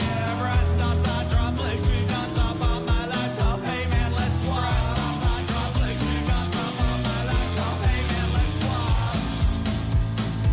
I am not a machine. How is it possible that you look and sound like me? I am unique, you're a copy. Techniques slow me down, you got me. I am unique, you're a copy. Techniques slow me down, you got me. That sounds so inspiring. Mixing me will everything. It'll get you nothing.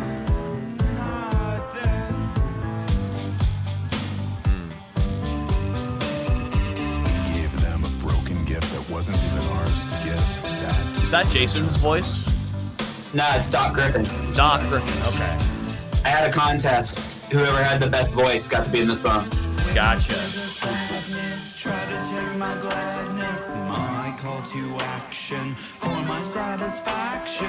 Create a brand new landscape that becomes my planned escape. Finally, a world where I belong. Time is the cost I don't have long. Artificial Breath by Clysmic, the latest single. All right, that was dope. Nice. Hell yeah. All right, let's go back to full screen and go over to this. Okay. Oh, something's different here. Did I change something? Is it different now? I didn't change anything. I think it's definitely on my end.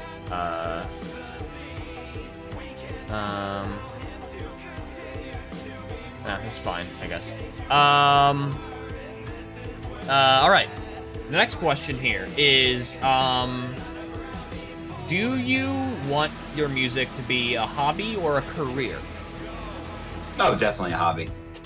Okay. I mean, it has been for forever. So, I mean, that's kind of what I do. Sure. That's fine. I don't like to work, so I don't ever want to be forced to do it. Understandable. That makes sense. I also don't put out that many songs a year. Fair enough. So, fair and enough. there's a reason for that. Yeah. That's fair. Yeah. But, yeah, not a career. Cool. Fair enough. All right, and here's another good question, I think. When did you know you wanted to make music? I mean, I would say I probably wanted to know pretty much since I was a little kid, I wanted to make music. I tried to take piano lessons when I was like 10, and that failed. And they didn't take. And I tried to play guitar once in my teens, and that didn't take. And when I say try, I didn't really try. I was like, oh, this isn't for me, like after an hour, and then just had an instrument lying around. But I was in the military, and then after I got out of the army, I decided I wanted to make music. Out of the Navy, I decided I wanted to make music. I was in 2 branches. Once I got out of the Navy, I was like, you know what? I want to make music. And then I actually made a go of it. Because I was having those angsty, I was like 20. I was having the angsty feelings. So, and music was a good outlet for it. And I got another guitar and I started playing it, and Nice. yeah, from there. Yeah, of course, only the host. I wanted to have this interview. He said appreciate the deep dive. I mean, Oh, it was nice. mostly James, thanks to James. But yeah, I like that. I like that anybody wants to even hear it. That's cool. Thank you for being here and listening. Yeah. That's so neat. Yeah. sorry, I think I interrupted you. Oh, not you didn't, but I was gonna say I'm a streamer, so obviously I like talking to people. Yeah. I appreciate the opportunity to hear that, to be on the other side of it. Mm-hmm. No, yeah, I think that's awesome. Let's see. Who are your inspirations? We obviously know Ween is one of them, and Pink Floyd. I was gonna say Pink Floyd's a pretty big one. Yeah. Ween, Pink Floyd, Kermit the Frog. Based. Let's see. Gosh, I don't know. The band Y, Yanni Wolf specifically, is a pretty big one. Wolf Parade, The Islands, who I'm interviewing their lead singer up soon. They're a huge inspiration on me for the past 20 years. Wow. Wait, you're interviewing yeah. their lead singer? Yeah, Nick Diamonds on the 19th on James Does What He Wants. Holy shit. Yeah, he agreed to be on my show. It's awesome. How popular are they? Anymore, I don't know. He's an indie band again, but he wasn't. He was a touring band, The Islands, The Unicorns, and Mr. Heavenly with bassist Michael Cera. Wow. Yeah. Okay. Cool. And Joe Plummer from Modest Mouse and Honus from Man Man. We're all in the band Mr. Heavenly. Oh God, Man. Holy shit. Okay. Oh my God, Man Man's going to be on the show. Really? Yes, he's finalizing a date in my email. Yo, dude, that's crazy. Okay. Yeah, that's another big influence on me. I hear it. I mean, I have a friend of mine who's casually into Man, and I've listened to some Man stuff, and it's like, wow, okay, you've got connections. God damn. Okay. Cool. I don't have connections. I just don't have shame or fear. Fair enough. I'm just like, hey, you don't know me. Will you be on my show? I was like, it's not big. It's probably not what you're used to. It'd be 15, 20 people there. But, and they're like, yeah, let's do it. Dude, that's awesome. I guess I need to be less fearless now. Okay, wow. Yeah, fearless. If you take anything from this, be fearless. Because what's the worst you're going to do? Tell you no? I mean, who cares? Yeah. Fair enough. If they were to tell me no, I'd be like, all right, cool. Later. There's probably 20 other people that want to do it. Fair enough. Yeah. All right. Awesome. Cool. I'll stay tuned for that. That's awesome. Yeah, I've also put feelers out to Arcade Fire, Ween, Wolf Parade, many bands. Dude. Yeah. Okay, cool. Yeah, that's awesome.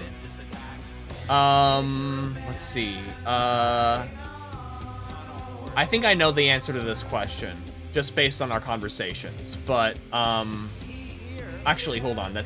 Never mind. That's the question after this one. How did you come to find a community of other musicians?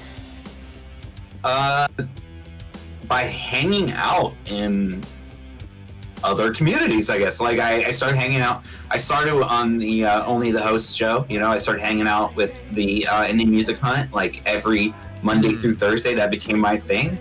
That's where I initially started feeling part of a community. Gotcha. And then I jumped on things like Spin It Up and Uggy Needs Backup. And, I just got in each one of these places, I started, connecting with people, and hey, I didn't forget you, Abstract, if you're still here. Abstract, that's where I met you and stuff. Yeah, I was just community hopping like a butterfly and, and kind of meeting people. And then that, I guess when it came to building something of my own, it just kind of helped, it's from everywhere. But that's kind of like we said earlier in the thing, that's kind of what I want with my streams, to be the entire, just a place for the entire community, not a, it's just for us to appreciate art together. Yeah.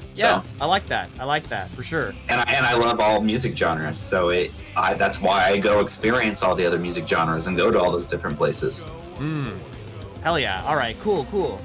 So I didn't build a community. I was biting communities, biting people from other communities. Cool. I mean, you know, that's how that's how a lot of communities start, I guess. Yeah. Yeah. That's awesome.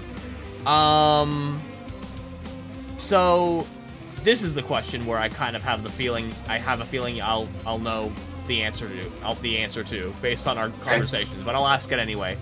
Do you want to get signed or stay indie? Oh, I want to stay indie.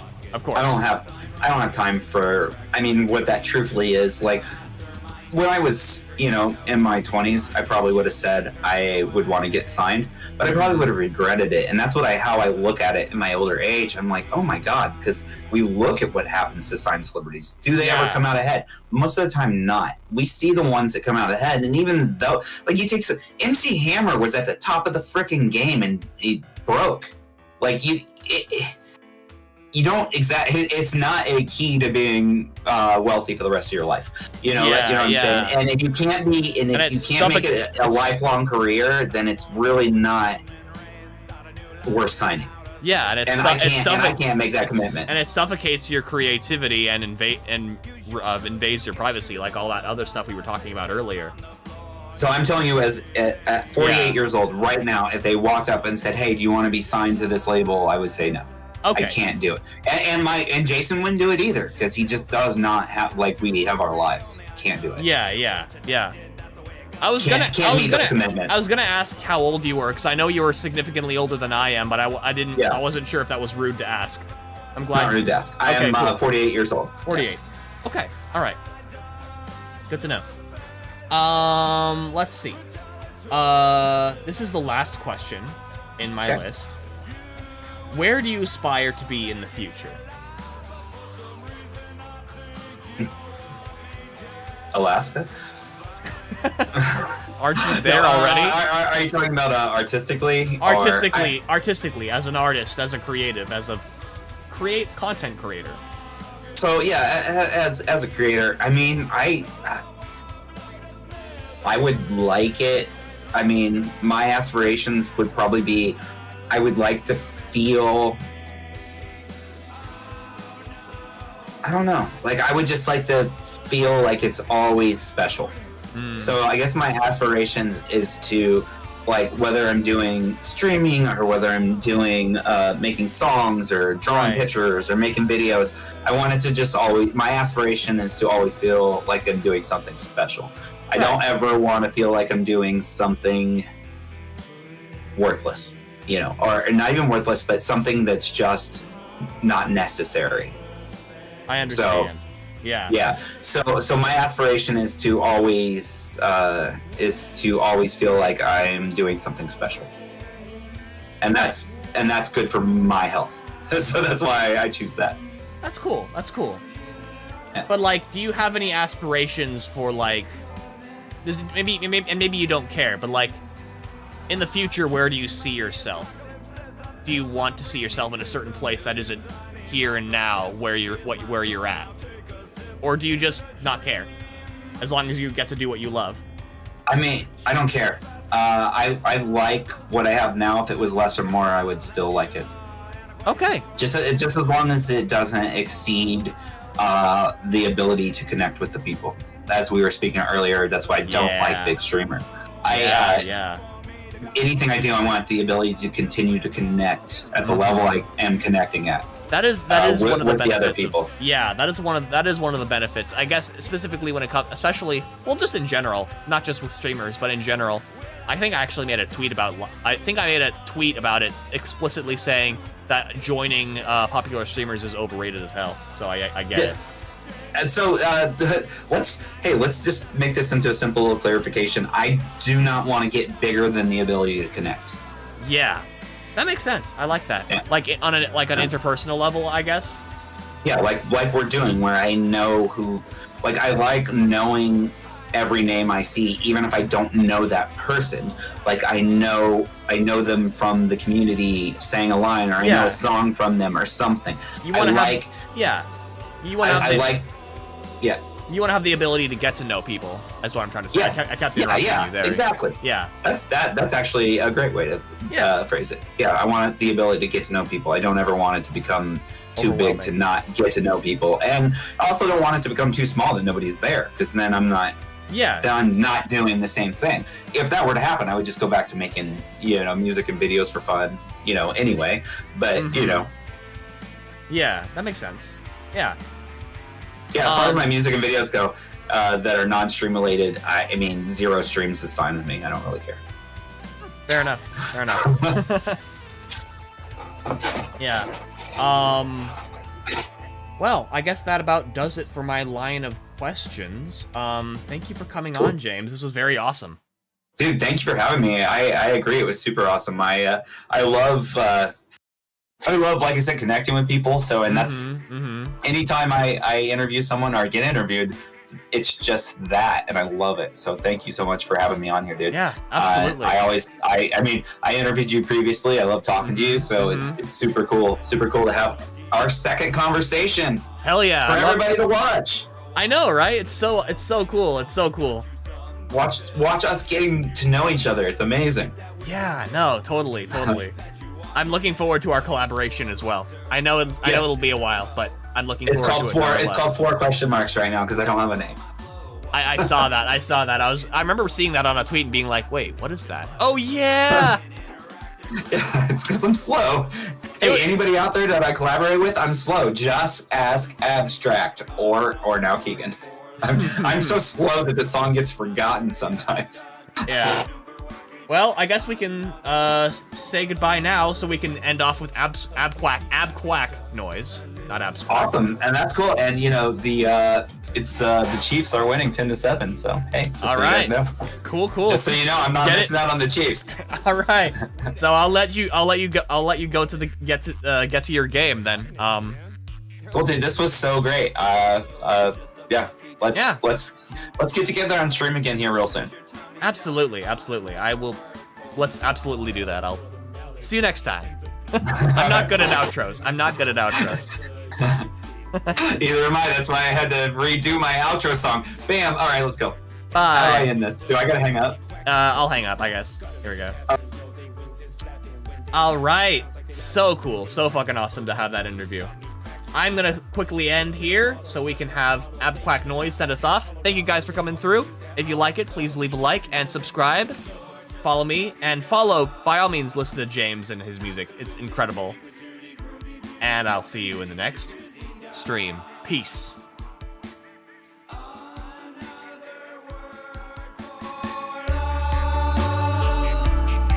neighbor's dog said what? Point him out. If you're against happiness and have some hate to sputter, take your cat in his classless, callous, massless, micro over analysis, and go flock yourself, mother duckers.